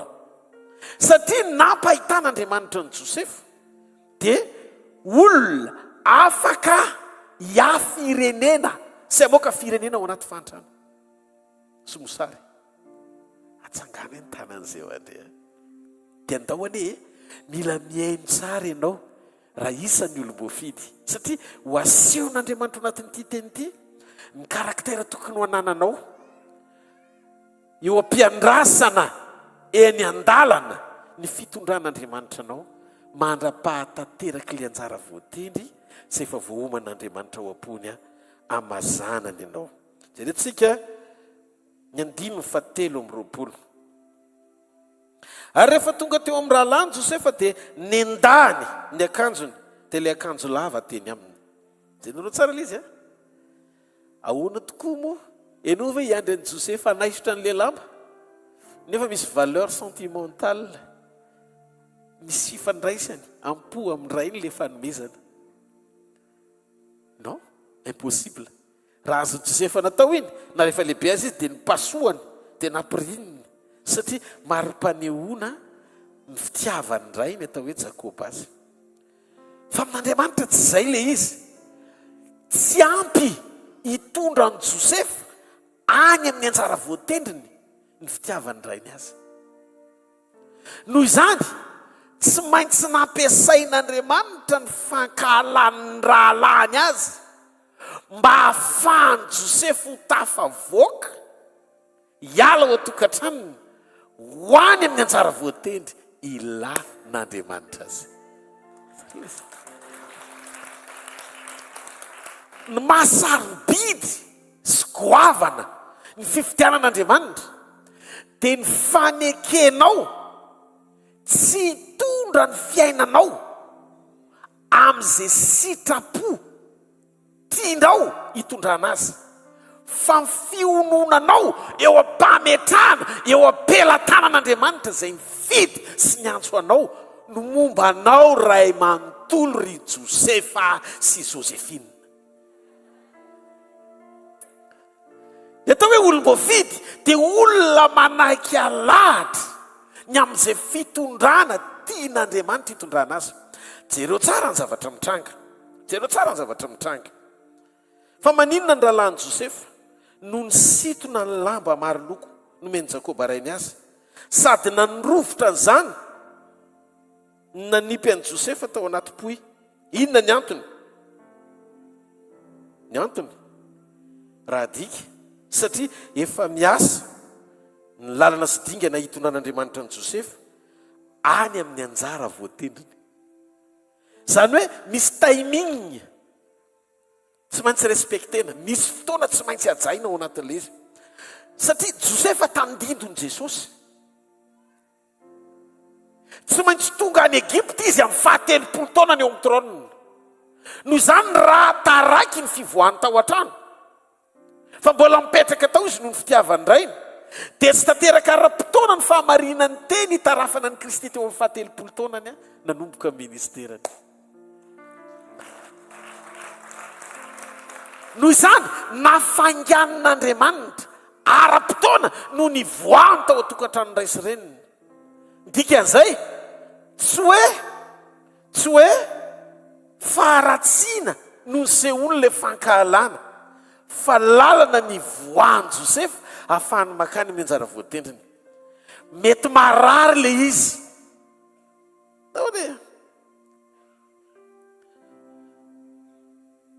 manomboka tamin'iny fotoana nandrovitana n'iny akanjony mihitsy nanomboka tsy nilainy Josefa intsony le lamba teo aloha fa mila akanjo hafa tian'Andriamanitra isalorany amin'izay hitanareo amin'izay le hoe fitafiana dia le tsambaratelo ny fitafiana sarotra tamin'i Josefa nefa ny anaisotra ny lamba io satria lamba avy amin'ny rainy tsy mety koa raha tonga sady mbola nisan'io lamba io tunika io dia avy eo indray rehefa tonga le anankiray dia ampianan'le anankiray tsy maintsy miala aloha le anankiray vo afaka miditra le anankiray jereo ao amin'ny Genesis toko faha 1 Genesis toko faha 1 ny andininy faha 2 zao ny zavatra mitranga ao dia nesorony Farao niperatra tamin'ny tanany ka nataony tamin'ny tanan'i Josefa dia nampitafiny rongony fotsy madinika izy ary nasiany rojo volamena ny voziny hitanareo le izy io le anjara voatendry ny ilan'Andriamanitra azy naseho ny tany amin'ny nofy izany hoe efa nasehon'Andriamanitra tany amin'ny nofy tany amin'ny vision le ampimpisina ilan'Andriamanitra ny Josefa ahasoany Israely sy ny firenena Egypta firenena roany eny ny alika teo amin'ny Josefa dia eritrereto hoe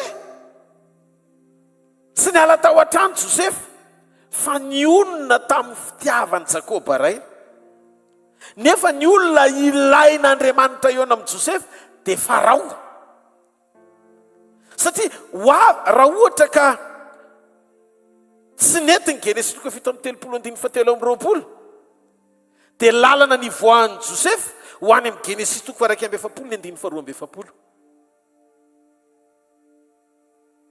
efa eny an-dalana lay fitafiana maha premier ministre any Joseph na maha vice président azy ko satria efa voninina dia tsy hitan'ny olombelona azy ny olombelona tsy mahita n'iny maso fa iny fitafiana iny efa nisy nanomboka tamin'ny fotoana nanesorana le fitafiana teo aloha nefa niandry azy any amin'izay toana tokony hivatanany le fitafiana tokony hisalorany amin'ny mampanapaka azy.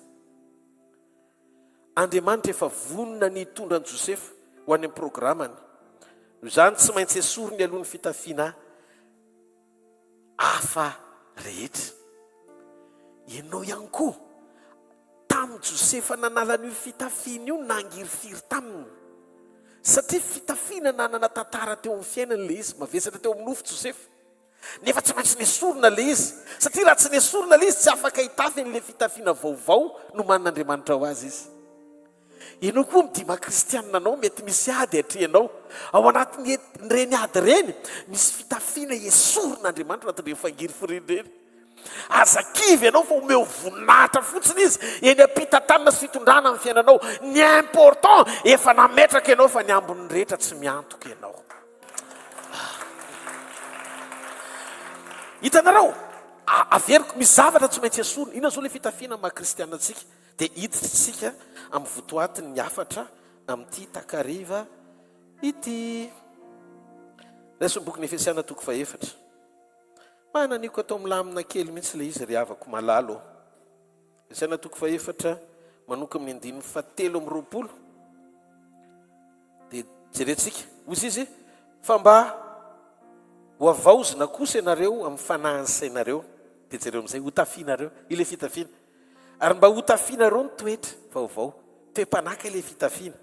Izay niforonina araka an'Andriamanitra amin'ny fahitsiana sy ny fahamasinana momba ny fahamarinana. Dia ina le esorina, le fitafiana esorina mba hidira le fitafiana vaovao, esorina lainga. Ka samy milaza marina amin'ny namany avy ianareo rehetra.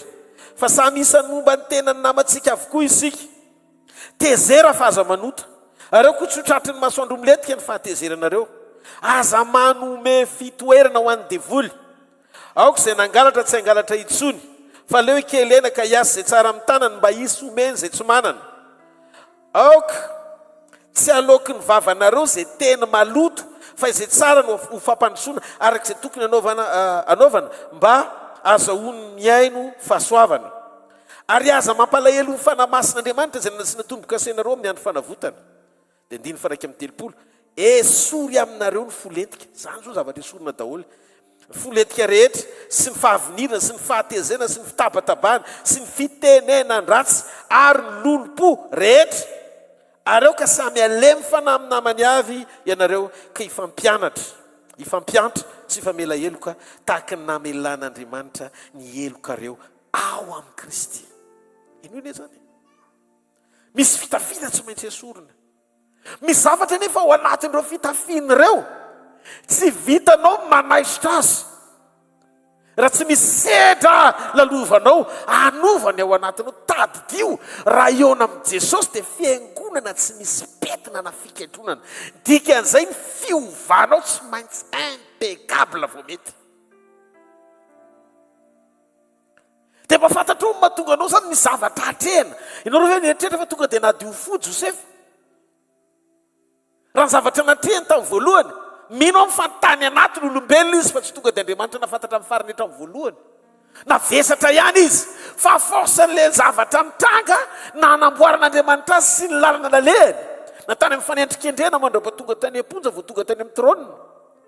Ny zavatra voaray ny teny andalam-panefena nanovany tao anatiny hifanaraka amin'ilay antom-pisiana ilan'Andriamanitra azy satria raha tsy disponible le toetra tadiavin'Andriamanitra tsy mendrika le toerana nendren'Andriamanitra azy. Andriamanitra zay le hozaraiko rapitso tsy mijery position fa Andriamanitra mijery disposition.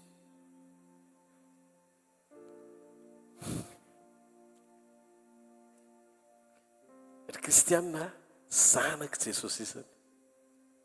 Mamy ty fivoriana androany arivo ty satria tiako fantatrao fa Andriamanitra efa nalala ny farany hatramin'ny voalohany ary izy efa nilaza izay mbola tsy nitranga akory fa mandra-pahatonga anao eny amin'ny anjara voatendry aseho fa olom-boafidy ianao manaiky hitafy le fitafiana vaovao mendrika ara-panahy alohan'ny anovany ianao hitafy la endriny tamin'ny fitsanganany elan'le fahalovana andovanao an'le tsy fahalovana hitafianao amin'ny fotoana ivererany eny amin'ny raha ho any-lanitra rehefa neno ny feonarik'anjely sy ny trompetra n'Andriamanitra zareo bokin'ny Kolosianina Kolosianina toko 7 manomokatra ny 1 le izy katraminy 7:70 ko raha niara-nitsangana tamin'ny Kristy nareo dia katsoa ny zavatra ny ambony any amin'ny toeran'i Kristy izay mipetraka eo an-tanakavanan'Andriamanitra sainy ny zavatra ny ambony fa tsy ny zavatra ety an-tany fa efa maty ianareo ary ny fiainanareo miara-miafina ao amin'ny Kristy ao amin'Andriamanitra raha iseho Kristy fiainantsika dia hiara iseho aminy koa amin'ny voninahitra ianareo ko vonoy ny momba ny tenanareo vonoy nareo raha sainy mamono momba ny tenanareo izay ety an-tany dia inona le izy votanisao fijangajangana falotona firehetam-po fanirian-dratsy ary fieremana dia fa nipotsyampy zany fa izay ny zavatra zany no mahatonga ny fahatezeran'Andriamanitra amin'ny zanaky ny tsy fanarahana zany koa nalehanareo taloha fony mbola velona taminareo ko ankehitriny esory koa zao rehetra zao inona le esorina fahatezerana fiafinafonana lolo-po fitenenan-dratsy teny mahamenatra avy amin'ny vavanareo aza mifandainginareo efa narinareo nitoetra taloha mba ny asany inona le andino fafolo fitafiana ary rehefa nitafianareo nitoetra vaovao verina indray le izy zay vaozina amin'ny fahalalana tsara araka ny endrika izay nahary azy ay fa amin'izany dia tsy misy jentrisana jiosy na voaforo na tsy voaforo na baribarianina sy skitianina na andevo na tsy andevo fa Kristy ny zavatra rehetra sady amin'ny rehetra ko mitafy mbola napetra indray famindram-po jereo fiantrana famoram-panahy fanetretena fahalebe-panahy inonireo vokatry ny fanahy 7:70 mifandefera ka mifamela heloka ianareo raha misy manana lahelo amin'ny sasany tahaka ny mamelan'ny tompony helokareo naoka mba hamelanareo heloka kosa jereo ny le zavatra nitranga sy le vavolombelona ny fanesy anankitelo teo makasika momba ny toe-po sy ny fijoroana ao anaty toe-panahy tena mamela heloka tsy ilainy Josefa tsony any Egypte ny fitafiany Jakoba satria fitafiany Farao no ilainy zay atafy ny Farao azy rehefa napaka ao Egypte izy rehefa tonga ny fotoana anesorana n'le fitafiana teo aloha dia mitaitaina ny mpamaky ny tantara ny Josefa miteny le mpamaky ny tantara hoe ndry tena ozy izy le mpitazana hoe fahafambaraka kosa natao an'i Josefa tena fanambaniana fotsiny tsotro zao tena natao tsinitsinina izy raha ny zavatra hita maso fa zao nolazaiko anao Josefa sy Josefina azataitra fa ny fanaovan'ny hafa tsinitsinina anao dia fanomboany voninahitr'Andriamanitra miasa eo amin'ny fiainanao zany ny antsony olona hoe fanambaniana tsinitsinina ny fanilikiliana dia fanomboany fahasoavan'Andriamanitra miasa manomboka eo no miditra ilay revêtement na koa fitafiana vaovao zay atafin'Andriamanitra anao ary midika fa manomboka hatreo mihitsy lany daty le tunika teo aloha na le lamba natafy anao teo aloha zay nomeny Jakoba arainao anao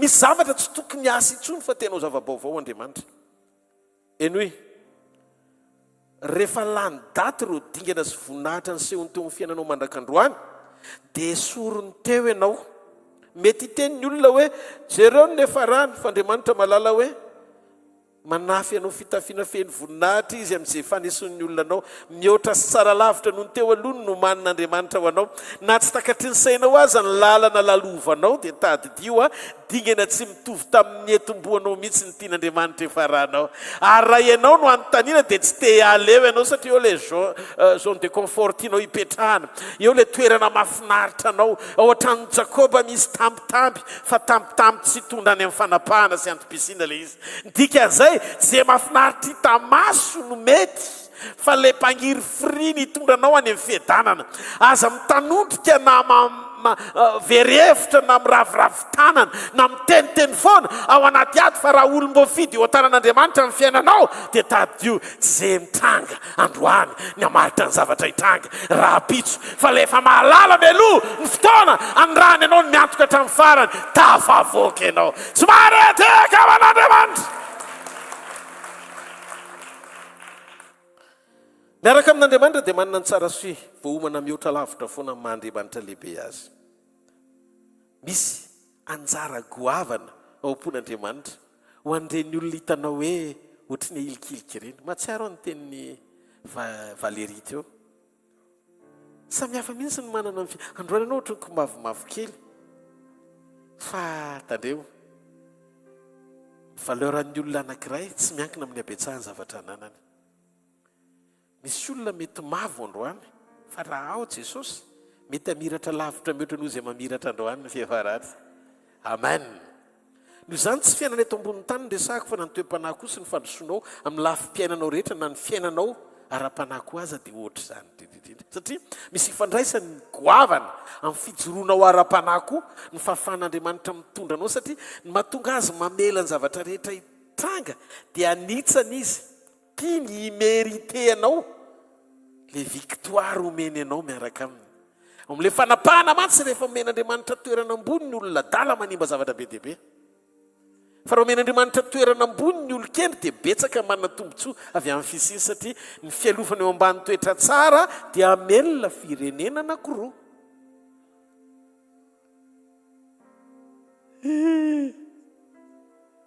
Zany mahatonga ny sekoly ny toetra tsara sy ambony lavitra mihoatra noho ny sekoly ny fampiasan'Andriamanitra.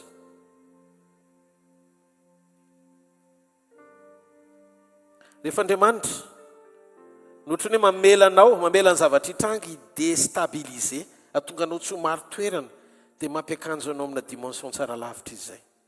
Fa manomboka mieritreritra izy hoe tsy mety tsony ty lamby ty fa lo soloana miala ny lamban'i Jakoba aloha fa miandry ny lamban'ny Farao. Andriamanitra ny anefitra no manomana anao iova fitafiana. Any anefitra izy manamboatra anao. Mahavariana ireo olona rehetra mandalo épreuve na mandalo ady dia mila manapatsapana ao anatin'io testa lalovanao io dia mijery anao Andriamanitra. Olom-boafidy ve ianao? Satria ny olom-boafidy ny mavita miara-miaritra aminy. Miara-miaritra. Mpandainga ny olona milaza fa voatady sy mety foana amin'ny fiainan'ny olona izay vidian'Andriamanitra. Rehefa mifidy ianao Andriamanitra dia mety ny fiainanao milamina ny zavatra rehetra. Tsy misy zany atao hoe lalam-pitahiana avy amin'Andriamanitra zany ho an'ny olom-boafidy. Tsy ny elohavan'ny efitra nanamboaran'Andriamanitra azy. Ny sarobidy amin'Andriamanitra tsy ianao hanana ny zavatra rehetra fa raha ny amin'izany any Jehovah ny tany izay rehetra eo aminy. Ny gagné anao, ny azo anao ny ao am-pon'Andriamanitra, ny ahatonga anao hiaina amin'ny fahamendrehady. Aoko tanteraka ianareo tahaka amin'ny fahatanterahana ianareo izay ny an-danitra. Raha tsy miara-miaritra aminy tsika dia tsy miara manambonina aminy. Romana 8:7. Io le voninahitra aorian'ny fanekenao iova fitafy. Efa nazavaiko teo aloha le fitafy tamin'ny Kolosaina sy Efesiana. Tsy mora ny miaritra ao anatin'ny zavatra tokony alamina amin'ny langy iray minitra dia vita. Ny zavatra azonao amboamboarina dia teneninao milangy tsara lahatra dia milamina. Satria aorian'ny fitsoranao marina ohatry ny tsy lamina izany ny fandehan'ny toedrara. Fa aloha mijoro amin'ny fahamarinana mananantoka fiainana mandrakizay toy izay miaina-pilaminana amin'ny langy ananan'ny Satana trosa.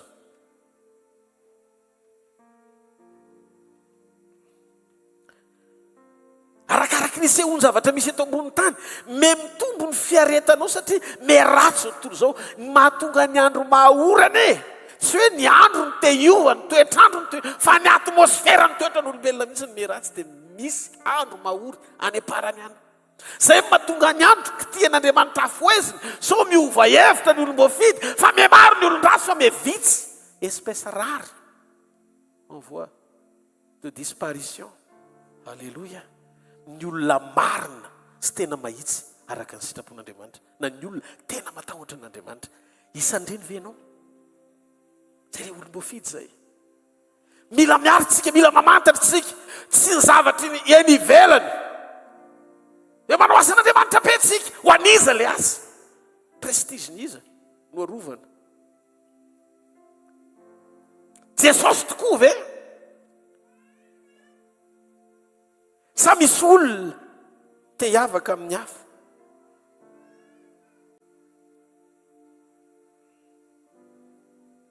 mila nananao le toe-po ilainy mendrika amin'izay zavatra tiany ahitananao mifanaraka amin'izay zavatra nomany no anao io tsy ny any amin'ny fiainana mandrakizay ihany fa na nyle antom-pisiny ilany anao eto ambony tany melohan'ny elanao eto dia te hiseho feno amin'ny alala mifaneky anao hijoro ho azy Jesosy Kristy io le voninahitra ho hitanao amin'ny fotoana anankiray satria rehefa manomboka miseho amin'ny alalanao ny toetrany zay le toe-panahy toetra zay le fitafita tsy anao tsy nihita fa izy ny velona ao anatinao dia mino fa rehefa iseho amin'izay izy dia hovaina ianao satria tsisy elanelana tsony tokony tsy hitovizanao aminy mihintsana fotsiny le teo aloha ny afenany fa miseho le tena izy avy ao anaty raha iseho izy dia ho hitantsika tokoa le tena endriny ary tahaka azy tsika eto amin'izao tontolo izao tsy maharedy aika ao an'andriamanitra ho hitanao ivoninany io raha-pitso ao anatin'ny fotoana zay anekenao aneho azy miatrikady rehefa hiatsy Jesosy hitondranao any amin'ny voninahiny dia velany aloha ianao hamaky-hevitra amboary le toe-po vonono tsy eo aminao tsony ireo toetra tsy mifanaraka amin'ile tena dingany voninahitra tiany sehoana ampiasany ianao sy sehoany amin'ny alalanao misy avo ara-panahy tsy mety tsony amin'ile toe-po taloha io misy avo ara-panahy tsy mety tsony amin'io toe-po taloha io ary mahita fa amin'ity taona ity hitako amin'izay amin'ny anaran'i Jesosy fa iseho le tena toetra takian'Andriamanitra mifanaraka amin'ile dinga amin'ny voninahitra tiany sehoana amen na ianao raha ve tsy leo an'izany isaky mizavatra miseho dia miseho revolte miseho le fahatezerina avy any anaty mandeha le 10 minitra ny fanilo amin'ny état colérique dia varina ianao mijery an'le izy nefa rehefa mitranga le test mbola en colère ihany ianao mbola tezitra ihany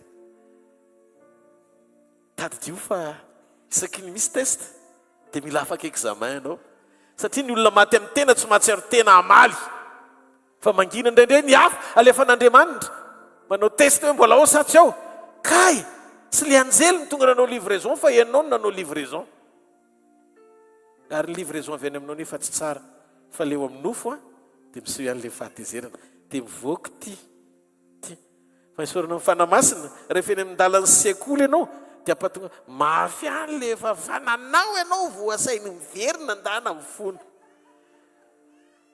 mafy iny ary eo nefa ny alalana ny ao anatin'ny fon'ny olona hoe malemy fanasy be fitiavana ny olona malemy fanasy be fitiavana dia mahavoafe tena sy mahavoafe teny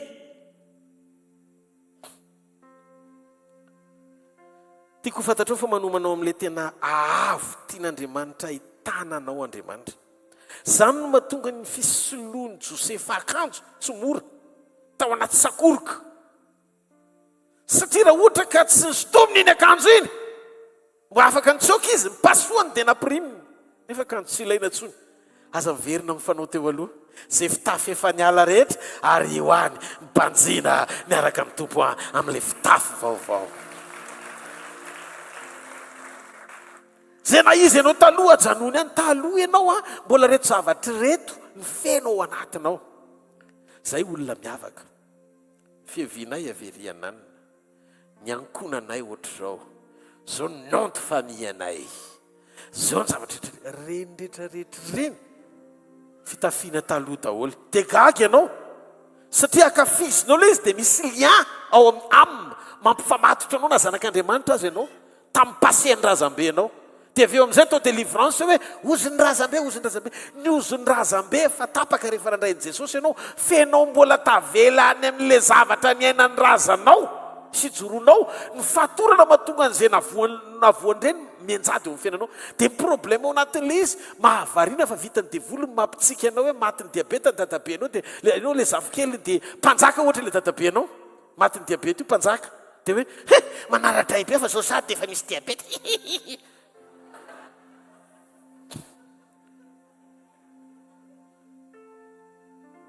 zany hoe vitan'ny olona ihany no mifaly rehefa misy zavatra antony mahafinaritra azy eo vita le voninahitra andevona azy satria taranaka mpanjaka izy mieritreritra hoe le dadabe ny mpanjaka io diabetany na vo azy na tension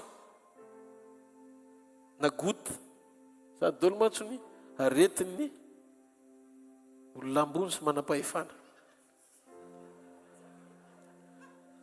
mianao avy ianareo dia raha avy ianao zany ny taranaka vo misy kely manahadray be zay lasany avy alao lasany tapao zay liaintsy izy rehetra ianao tsy zanaky ny nofontsony tamin'izay nitondranao teto an-tany natao ity sy zara fitiavana amin'ny olona rehetra ianao tsy hanadino ray aman-dreninao kosa aloha fa tsy natao ankafy zay lia mety nahararaka azy avy alao nahararaka azy ihany olom-baovao amin'ny Kristy ianao efa lasa ny zavatra tany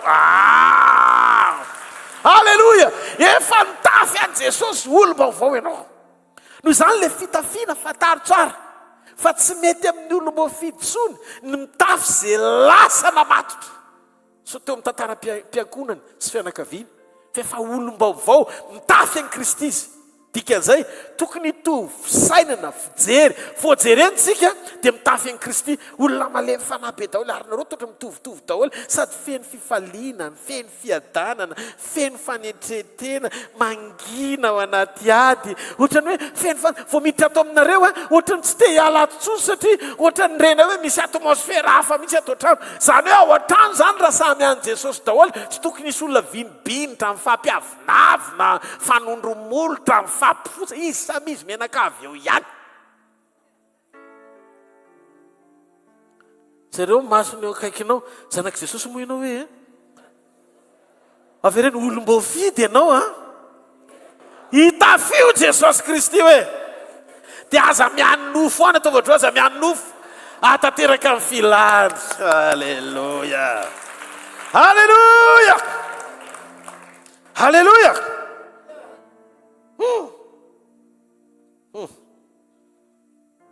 io fonao mora lotika io tian'Andriamanitra ho levonina aloha ary aiza nandeha vonany azy ny andera amin'ny ten'Andriamanitra hoe aoka ny fo mora lotika letra hiala imeny hoe tenao amenjany sany mihitsy fo mivoaka etsy amin'izay mivoaka eo fotsiny vohitsaky le anina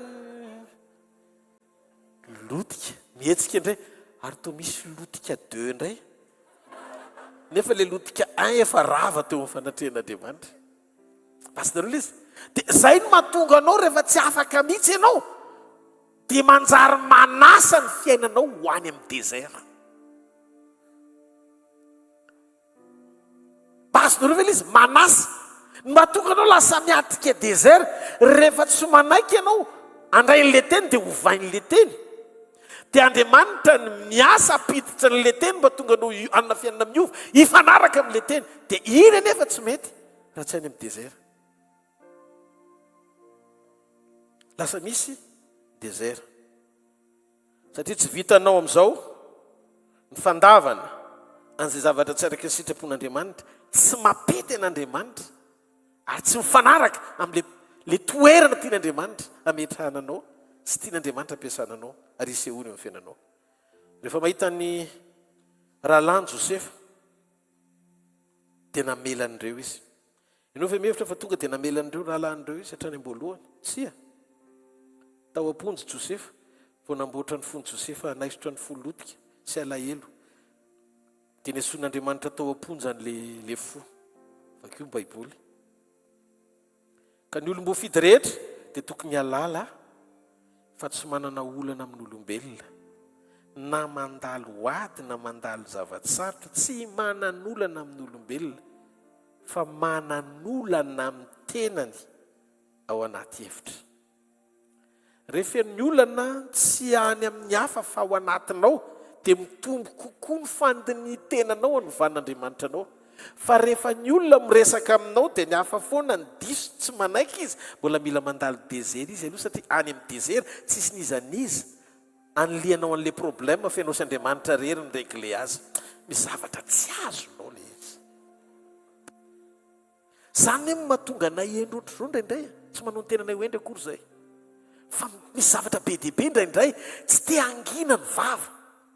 Misy fotoana indraindray misy palpitation mihitsy ny fo fa ny miteniteny foana satria nahoana tsy te hiaraka amin'Andriamanitra any amin'ny digera fa aloha miaraka amin'ny olona dia efa eo ihany anao dia efa voajitsitsy ny karazany eo. Raha ohatra ianao ka hoe midona amin'ny olona dia tsy any amin'ny dezera no midona amin'ny masoandro rivotra tsy haitsy fasika zany ny zavatra mandonanao any.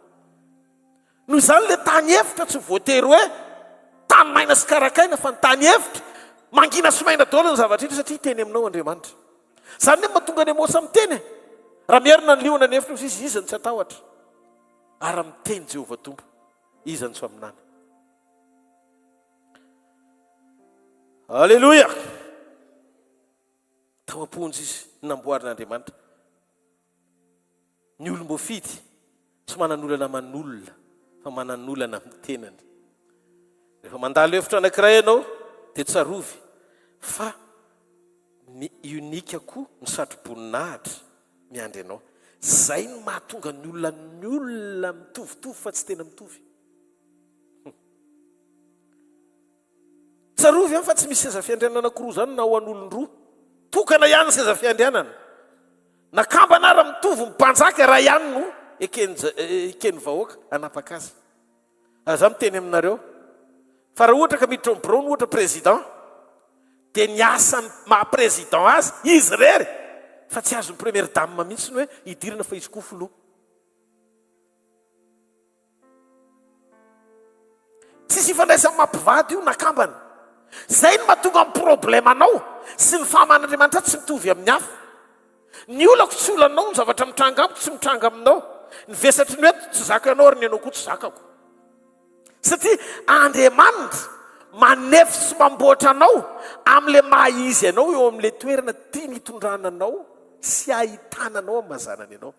Zany mahatonga antsika tsy kivy tsy ketraka ninona mitranga fa mitsiky foana satria mahalala fa rehefa napetraka une fois napetraka atao ampelantan'Andriamanitra mombanao ray manontolo tsara antoka hatramin'ny farany zany ary manana antoka fa tsy ho ratsy fehefary zany ny olona manaiky ho tarian'Andriamanitra sy mametraka amin'ny fiainany ho ampelantanany somary ty akao an'Andriamanitra. Alleluia. Fa maninona miteny hoe tsy misy seza roa. Zany no mahatonga ny olona mamotsitra anao indraindray. Mamela anao izy, mamilika anao, mamela anao irery. Ny antony tsy hain'ny olona ny hitondranao any amin'izay tian'Andriamanitra hitondrananao fa Andriamanitra rery ny afaka hitondranao any. Tsy ho azo nizaniza everoka mihitsy izay tian'Andriamanitra hitondrananao. Raha tsy hainao rery le izy dia tsy afaka no entiny tsara ianao. Zay mahatonga ny Josefa tsy maintsy nailiky ny rahalahiny, tsy maintsy nantao ny rainy, tsy maintsy rery tany amin'ny Potifara satria raha mbola nisy ny antantana tsy mifikitra amin'Andriamanitra tanteraka. Tonga saina fa maninona Andriamanitra ianao mahalala fa ranomasina mena ane io andanan'ny Mosesy io nefa ozy ianao hoe ary mandeha izy Andriamanitra niriko hoe any. Fa maninona ireo zanakao ireo mba mety misy lalana hoe amoron-drano mba tsy tianao ho angetaeta na mba ianao miantoka azy ino mba fa mba misy rano zany mba tsisy fanainy fa io rano fa tany dezera dia ozy izy no navalin'ny tompo tamiko. Arakaraky ny dezera ny tombon'ny olona amin'ny fahalalana fa mahagaga Andriamanitra. Ianao zany te hametraka an'Andriamanitra eo amin'ny toeran'ilay Andriamanitra ny ordinaire. Nefa Andriamanitra extraordinaire. Ary ianao ny forono no tahaka ny endriny tsy hivoaka mihitsy ny endriny raha tsy misidra zay sedrainy ianao. Ary efa tonga ny anefitra any tsisy havana ntsona hoe tena maina ny aty, tena maina ny aty fa mba tondray rano kely atontonao. Any amin'ny dezera tsisy tonton hoe tsy ilaina any amin'ny dezera ny dolara bera ny eragony entinao fa raha hoentinao dia lasa sakosy atoriana any satria tsisy episy rividarana mofo any. ao amin'ny dezera anao mianatra miandrandra lanitra dia mahita azy misokatra.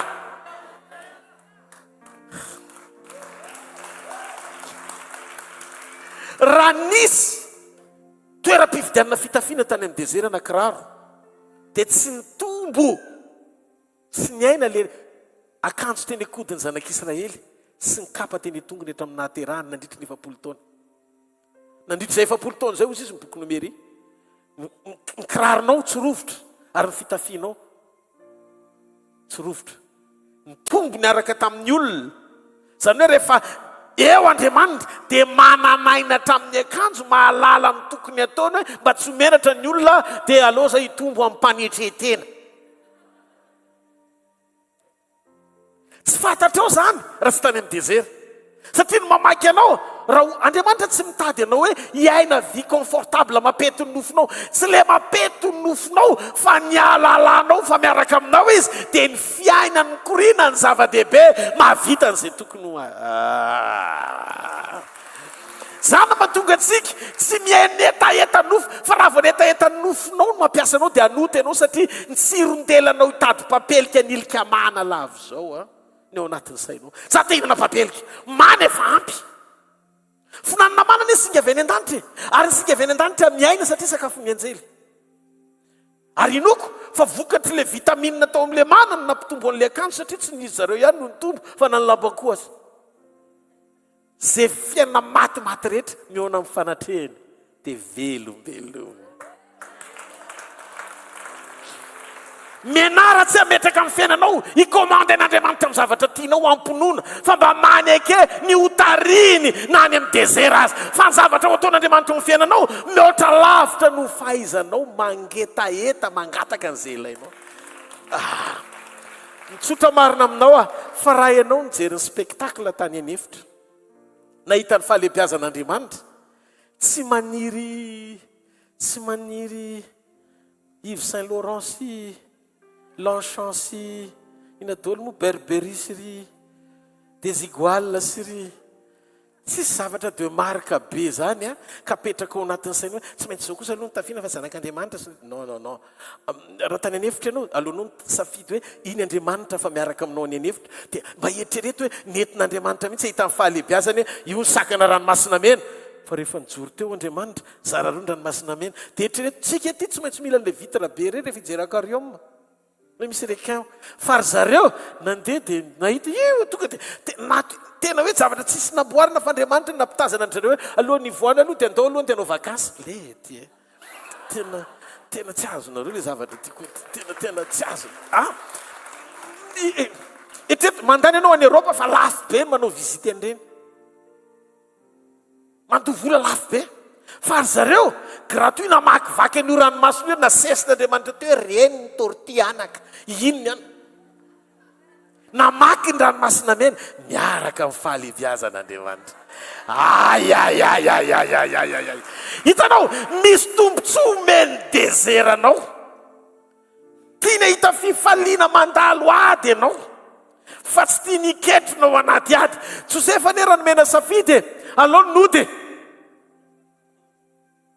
fa tsy mapety azo ny fodiny fa tsy maintsy makany Egypte izy ary le lalana ohatry ny kitanitanina satria raha tamana isaky misy toerana na promotion omen'Andriamanitra azy ka mahatamana azy dia misy problème mitranga ao ndray ny problème mitranga aza mametra-panontaniana satria hoe diso ianao fa lalana sy varavarana misokatra amoahan'Andriamanitra anao.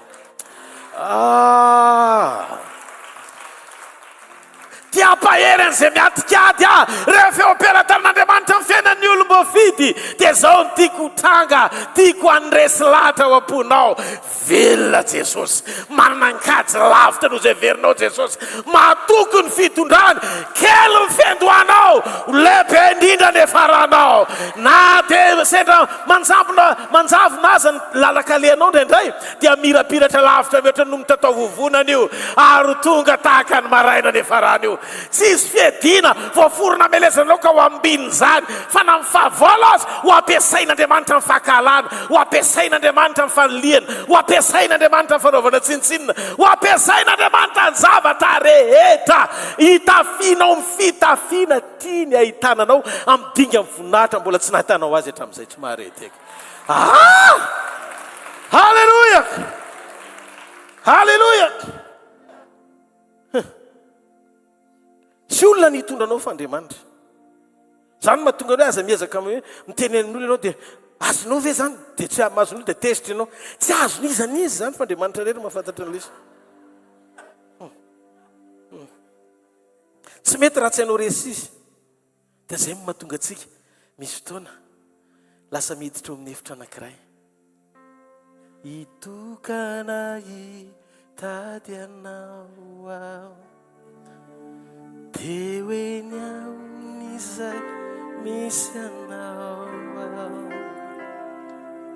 asandatro tanako any aminao, ikasika ny lambanao, dia ho amin'ny fanatrehanao hanamasina ny anaranao, anao viveria naminao zay momba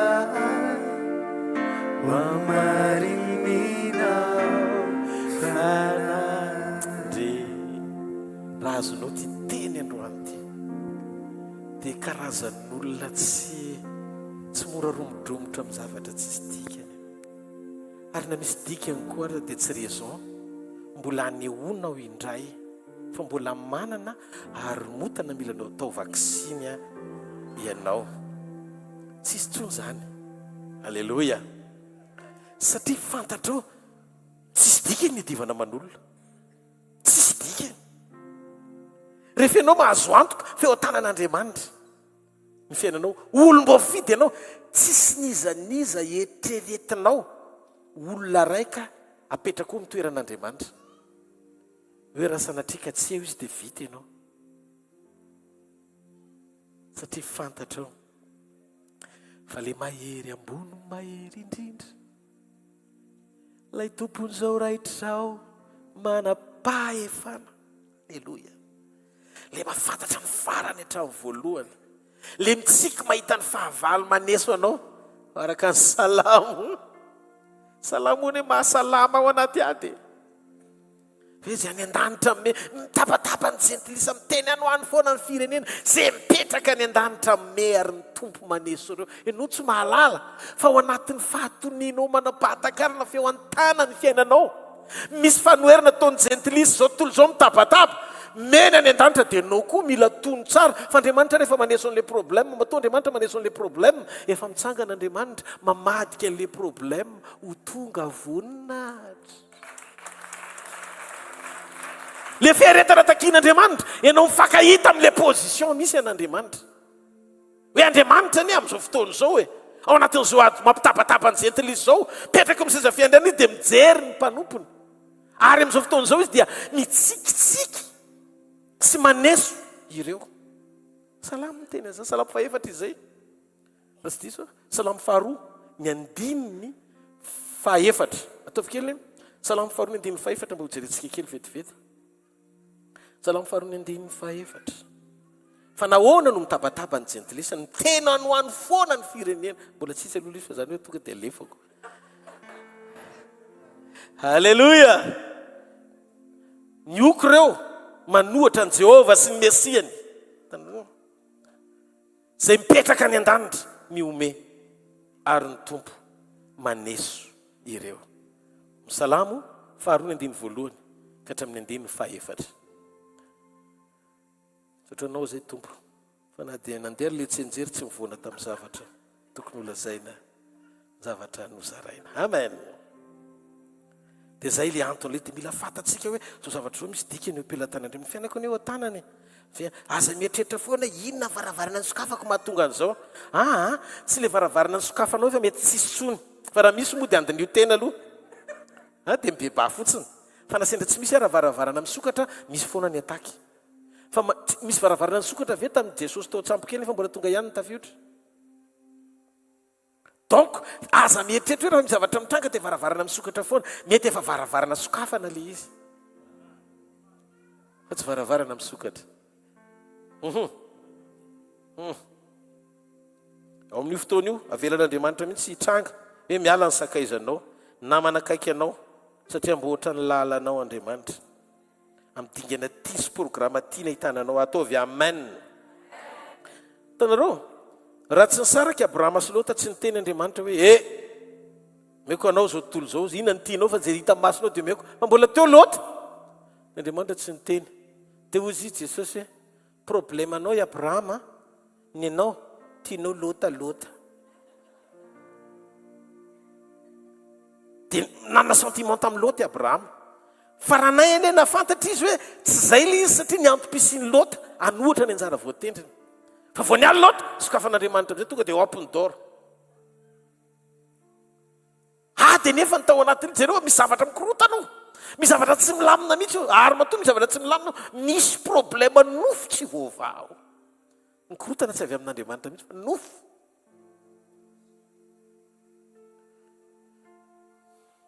mamadika sy nandiso fanantenana ny manodidina navelan'andriamanitra hitranga zany satria tiany hoenao sy izy rery mamaky-hevitra miaraka aminy ianao fa tsy rery ianao tehirizo ny finoana rehefa irery ianao dia tsaroa fa eo izy ataovy amen rehefa mitomany ianao dia tadio fa manana mpiandry tsara ianao jehovah mimpiandry ianao rehefa tsy mety ny zavatra rehetra dia teneny hoe heriko sy ampingako ianao amen vato lampy maninona ozy izy famonjena rehefa mafy ny ataky dia teneny fa izy le nampandresy ianao amen tehiteny andriamanitra fa io tantara io dia an'andriamanitra fa tsy ianao loatra noho izany ny manjoanao rehetra rehefa eo an-tanany ny fiainanao ary tonga fananany ny momba anao dia tadidio izy no ampiasa ny fisianao eo amin'ilay dingana sy fiandrianana tiany ahitananao amin'ny voninahitra io hevitra io no anefen'andriamanitra anao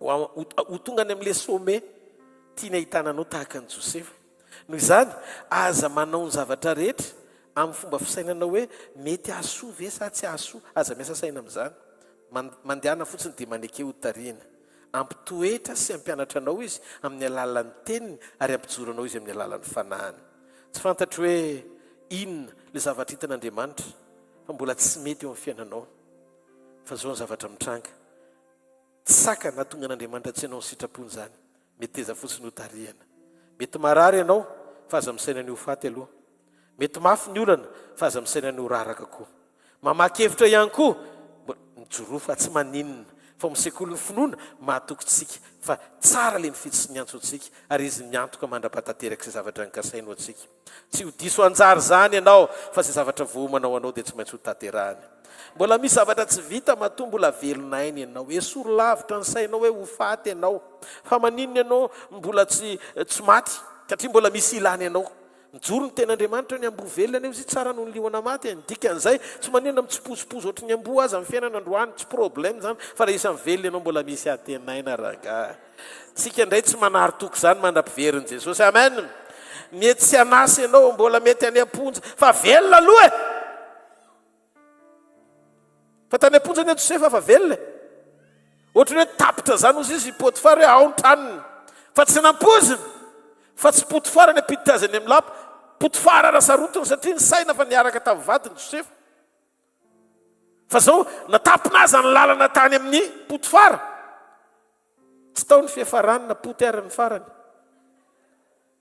mianao avy ianareo fotsy Andriamanitra misy palais miandry anao ary zay palais zay tsy olona nakahalanao ny introduire anao fa zany hiditra tsehatra misy reny problème mitrango ovandry eny zay koa mba manana fotsara ty mama ny olany hafa tsy apozinao fa mety le navaolana le olona ny vana olana iny na tsy te mahaolana anao ary rehefa tonga am'izay matapidalaka le azy kila ranoranony amin'ny lehibeny eo izy tsy maintsy mamoaka amin'ny marina eny ary misy satria ho tapaka ny lohany raha tsy mijoro vavolombelona miaraka amin'Andriamanitra aza mametraka olona eo amin'ny toeran'i Jesosy zany na raha era tsy ho tonga ny an-danitra ny olona manao an'izany.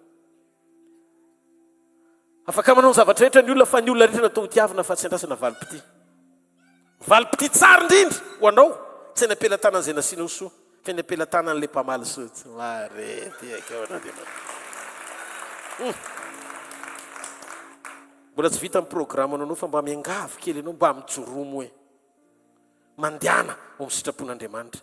Tafio Jesosy Kristy sy ny fahafenony. Hotody any amin'ny antom-pisinao ihany ny faranao io amin'ny anaran'i Jesosy. Tena mahita an'izany. Halleloia.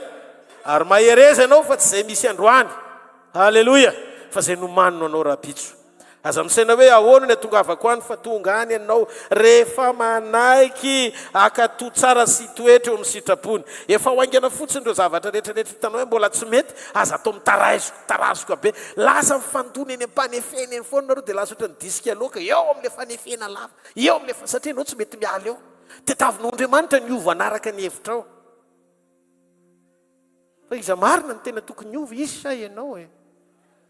Fa miangavy a. Halleloia. Reto ny lalàna ny maha olom-boafidy ianao, tia an'Andriamanitra, manao ny sitrapony, mahatoky, fa rehefa eo an-tanany dia izy no mitondra. Zay ilay olom-boafidy. Mety mbola tsy hainao no hitondran'Andriamanitra anao, fa mbola eo amin'ilay tama ohatry ny andevony zavatra zany ianao tahaka ny Josefa koatra zany tamin'ny voalohany. Mety ory ianao amin'izay zavatra lovanao androany. Fa Andriamanitra mahita anao amin'ny fahitany. Mahita ny farany hatramin'ny voalohany izy. Izay hitanao androany dia tadidio lalana lalovana fa tsy toerana. Zay ilay nyteneniko teto hoe are io fa tsy terminus. Halleloia. Mandrosoa foana hovay ny fijeriko Andriamanitra. Ampio ny masoko ahita foana izay zavatra nilazainao tamiko hatramin'ny voalohany. Raha mahita olona ianao tia an'Andriamanitra, tia ny asan'Andriamanitra, mandroso amin'ny fanompona, dia aza taitra fa tsy maintsy farany amin'ny voninahitra amin'ny fiainan'izay olon'izay. Satria ny olona courageux ihany no tohanan'Andriamanitra hatramin'ny farany. Mahitanao tsy eo ny fiafaranao. Aza mitombany, Andriamanitra zao ny manjo anay. Nany atokona an'io azany, nany atokona an'io. Ndray, ny totony indray ny jirama, jiro rano malagasy. Inona ry ty? Nio mbola tsy voaloha ty ndray koa ny akola tompo i akolazy. Tsikitsiky fotsiny. Mananao tompo fa mananao, miovany fiainako tompo fa ho aminao, tsy nandeha ninao anandray anao, tsy ho toy izao ny fiainako. Rato tsy tao amina. Aza misy miala aloha fa no filazantsika sy fanatitra aorin'izay dia hivavaka dia marana ny fotoana. Saotra tompoko. Alleluia. Alleluia. Faly miaravatsika amin'ny anaran'i Jesosy anatanteraka ny fanatitritsika, na dia ao anaty désert ary na dia ao anaty ady ary, dia ny zava-dehibe dia eo amin'ny fanatrian'Andriamanitra tsika. Misy ny vahaolana, misy ny azo atao dia ndaontsika anatanteraka izay azo atao. Fanehoana amin'ny fomba hita maso fa miankina amin'Andriamanitra ny fiainantsika tsiraray avy. Amen. Anatanteraka ny fanatritsika ny sakrifisy vavolokarena, ataovy ampifaliana, ataovy ampitiavana, ataovy ho an'ny tompo. Ny fotoanantsika eto amin'ny asa fanompona dia raha-pitso moa mazava ho azy ho an'izay efa mahalala, ho an'izay mbola tsy mahalala, raha-pitso maraina amin'ny fitotsika.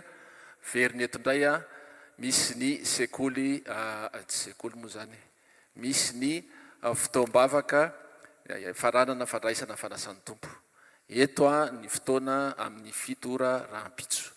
Ny ankoatran'izay misy ny fotoana isan-karazany izay iarahana amin'ireo mpanompon'Andriamanitra vitsivitsy maromaro eto amin'ny asa fanompona, pasteur daholo izy ireo any amin'ny toerana maro samihafa izay anaovana fotoam-bavaka sy vondrom-bavaka izany ny sabotsy ariva lahady maraina ary lahady ariva. Ny fotoanantsika kosa dia miverina ihany koa tsika etsy amin'ny super u Analakely ny sekoly latsinainy talata larobia. Raha ny zavatra reko teo aika ny fandehanana ny sekoly dia fizarana akanjo vaovao. Alleloia. Toatra ny tsisy falinareo tsisy te azo akanjo misy kiraro vaovao any le marka aloha tsara lavitra noho le Louis Vuitton sy le zatra ndresana teo satria le fizarana akanjo ara-panahy ahafahanao miakanjo vaovao ndray. Alleloia. Any zany le misy miady ve eto aloha eto misy mandalo désert eto. Mino fa samy mandalo dolo fa miforma an'le désert mety samy hafa miforma an'le adiny samy hafa. Fa ndao hianatra reto. Tsy ndao hianatra iady. Fa ndao hianatra atoky an'Andriamanitra fa izy le iady ny aditsika. Amen. Amen. Latsinainy manokana zao ho an'le tena mieritreritra ny tenany hoe za be olana be mihitsy. Dia any amin'ny latsinaintsika misy fotoana. Raha mbola tsy tonga lahady ariva ny tompo na tonga rapitso ariva na lahady ariva dia latsinaintsika miona etsy amin'ny super Analakely amin'ny fito. Amin'ny fito ny fotoanantsika eny ka hatramin'ny 8 ora sasany. Mianatra mametraka eo am-pelatanan'Andriamanitra ny ady satria izy efa nandresy. Zay nefa nilazainy dia tsika raha tafatoetra eo dia isan'ny mandresy koa tsika. Ny talata manokana dia sekoly-panasitranana. Mety mbola miady amin'ny aretina ny vitsivitsy efa tao efa vitsy kely hoy sisa miady amin'ny aretina. Fa na izany arany raha misy marary dia hoeto any amin'ny latsinainy. Amin'ny talata sekoly-panasitranana. Larobia dia sekoly fanambiana toetra. Amin'ny 7 ora ka hatramin'ny 8 ora sasany daholo ireo eo amin'ny super u Analakely. Tongava mianatra. Fa izay mahay ihany vonona ny mandeha. Amen. Amen. Dia eto tsika moa zany Zoma tahaka ny androany amin'ny 4 ora sabotsy amin'ny 7 ora ary asadiny mihaino ny FM 90.8 hvkl-mission radio sy any amin'ny hvkl-events eny amin'ny Facebook. Eto tsika hitsangana anolotra zao fanatitra zao any tompo. Ainjiro ty aloha anaran'ny tananao. Ray amin'ny anaran'i Jesosy sotranao zay fa ninninona mety amitranga tokoa tompo dia tsy takatry ny sainay. Tsy fantatra izay mety ho avinay fa ianao efa mahalala. Dia miankina tanteraka aminao zay. Miantehitra tanteraka aminao zay. Miantehitra amin'ny teninao zay. Miantehitra amin'izay ambaranao zay Andriamanitra. Androany manokana dia tongeto zay manolotra fa folo-karena ny sakrifisy mifanatitra. Raisy tompo, hoanitra kasitrany zany ho voninahitry ny anaranao. Tahio ny tsirairay avy. Aza vela isy idiso anjara na iray azy eto amin'ny toeran'ity Andriamanitra. Fa ianao mahatsiaro ny tsirairay avy. Amin'izay toerana misy azy, amin'izay zahatra mitranga eo amin'ny fiainany. Makasitraka ray amin'ny anaran'i Jesosy. Amen. Andao tsika hitehaka mafy voninahitra Andriamanitra. Oya. Izy aloha nahafa-po fa nandray teny fiainana androany atovatra zao ny tananao. Nda sy tehaka ho an'i Jesosy tompony teny. Za koa mba manangana ny tanako satria za tafiditra ao anatin'izany fanefena sy teny pampahirezana zany. Tena aza mieritreritra nareo hoe matoa ny olona anankiray afaka mpitondrain'Andriamanitra teny pampahirezana dia efa mahery be izy. Miaraka ao anatin'ny sekolitsika menakavy mitovy daholo. Alleloia. Tombony fotsiny nampahafantarana an'le teny fa miaina an'le teny dia tsika sy nareo ary nareo sy tsika. Zany dia tena fiainantsika andavanandro isanandro. Zao ny tiako angatana aminao androany. Miteneny ianao amin'i Jesosy manokana. Zavatra tena ho ampon'i Jesosy isaky ny misy teny ohatran'io dia tsy tiany raisinao amin'ny fahazarana na amaivaninao ala légère ohatran'ny hoe zay. Tena zay tokoa dia rehefa vita hoe tena zay tokoa dia mahafinaritra izy zany dia samy mandeha samy mitady. Tsy zay le izy. Fa zao atao. Jesosy tena hoany teny androany. Tia Jesosy. Dia samy mandiny tena. Misy zavatra mahazatra anao reny. Ohatra ny anaranao ohatra amin'izay raha tsy tohinina. Dia manomboka androany dia mba miovy izay anaran'izay le hoe raha mora lahatra. Raha ohatra ianao ohatra amin'izay raha be kizitina dia manomboka androany dia raha mora fanahy. Alleloia. Dia rehefa misy le testa zany enamboaran'Andriamanitra eny an-dalana eny dia hita mihitsy ny fona hoe mety le izy eny tsy ndre mandeha sindro e dia rehefa mandeha nefa le fotoana mitambatra dia ozy indray anao efa nataoko ihany ny andefitra aminareo dikan'izay tsisy dikany daholo zany tsy fiainanao le izy fa ka ianao ny ezaka tsy ezakao le izy fa ankalao le toetra dia misafidiana ny tafy vokatry ny fanahy amin'izay manomboka androany asan-dratsy hoe vavakao izay a dia tovy amin'ny fonao manontolo ray masina mianaran'i jesosy vavaka izay miloha fotoana iravany ty fotoana ity nandre ny teny avy aminao zay nandre fampaherezana avy aminao zay mila mijoro araka ny sitraponao zay miangavy Andriamanitra oka ny teninao hitoetra betsaka ho amponay ka raha ty fivoriany ity ny teninao manasitrana ny teninao manafaka ndraindray ny teny avy aminao raisinay dia iainanay dia mitondra fanasitranana nefa tsy mila vavaka akory zay betsaka ny olona mandray teny oatra zany dia misitraka ny vokatra zany tsy mila hoentina mavaka lavabe fa le teny fiainana raisiny ao am-po iny mamboatra sy manangana azy ary mampijoro azy olona araka ny sitraponao aoka izay tsy raha iavy iainan'izany Andriamanitra andro any arivo raiso ny fanafahana feno avy amin'Andriamanitra mitotaka-rivo ty amin'ny anaran'i Jesosy ho fo vaovao any ny fonao ho fiainana vaovao ny fiainanao ho tokantrano feno voninahitra ny tokantranonao anjakany fitiavan'Andriamanitra amin'ny fiainanao naiza misy ianao dia ahitan'i Jesosy Kristy amin'ny alalanao manodidina anao ianao le filazany tsara tsy nisoratana tamin'ny ranomainty fa le olona vakina mitondra ny toetran'Andriamanitra sy epistily velona maneho an'i Kristy amin'ny fisainana amin'ny fiteny amin'ny fihevitra amin'ny fanao raiso zany amin'ny anaran'i Jesosy Kristy avy any Nazareta mandiana fa tsy ho diso trompetra ianao amin'ny fotoana nenon'ny trompetra sy ny feno arkanjelin'Andriamanitra dia hifankahita amin'i Jesosy ianao satria tsika miandry mpapakatra hiverina fa rehefa hiverina amin'ny mpapakatra dia sady alala azy ianao hifankahita ny ty sy manina ny mpanao sy ny natao ary ny ampiakarina sy ny mpapakatra ndao hitiatanina mafy eo an'Andriamanitra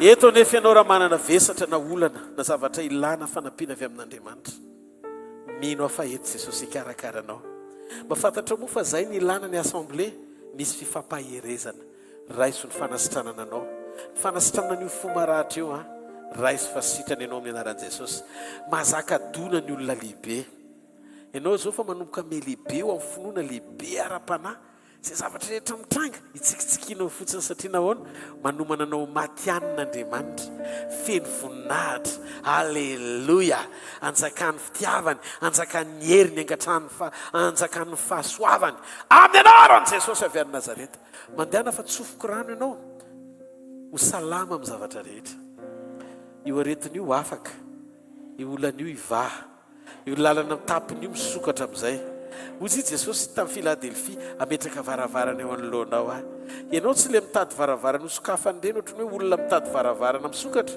fa varavarana ny livren'Andriamanitra eo anoloanao dikan'izay ny fifankahitanao amin'ny fomban'Andriamanitra dia tonga ny fisianao hiaina varavarana misokatra mandiana fa zay nikatona hatramin'izay hosokafan'Andriamanitra ary zay tsy nisy hatramin'izay ho ataon'Andriamanitra hita avidianao tononoko amin'ny anara maherin'i Jesosy Kristy avy any Nazareta zany le Andriamanitra ivavahanao zany Andriamanitra ny famindrapo zany tsy ny hevitra ny tena mifanidina monjy ianao tsy homeny mamaim-pona anao koa vany zavatra rehetra no zany manana fona sy fahatokiana fa mety ny zavatra rehetra hitanareo re Jehovah ka iaro anareo mampamilapilatra ny tavany aminareo re Jehovah ka mindra fo aminareo ananatra ny tavany aminareo re Jehovah ka aminareo fiadanana amin'ny anarandray sy ny zanaka ary ny fanahy masina amen fotoana spesial raha-pitso amin'ny fandraisana misy zava-miafina ho atoron'ny tompo antsika vaovao indray lazao miavana mantsakaiza rehetra tenenino akaikinao mandroso tsara miaraka amin'i Jesosy hoe teneno dia teneno zao mifikitra amin'i Jesosy matoky an'i Jesosy manaraka an'i Jesosy miombona amin'i Jesosy ao amin'i Jesosy iray amin'i Jesosy Jesosy mandrakizay fa soavan'Andriamanitra ny matoy zao fa soavan'Andriamanitra ny matoy zao anareo amen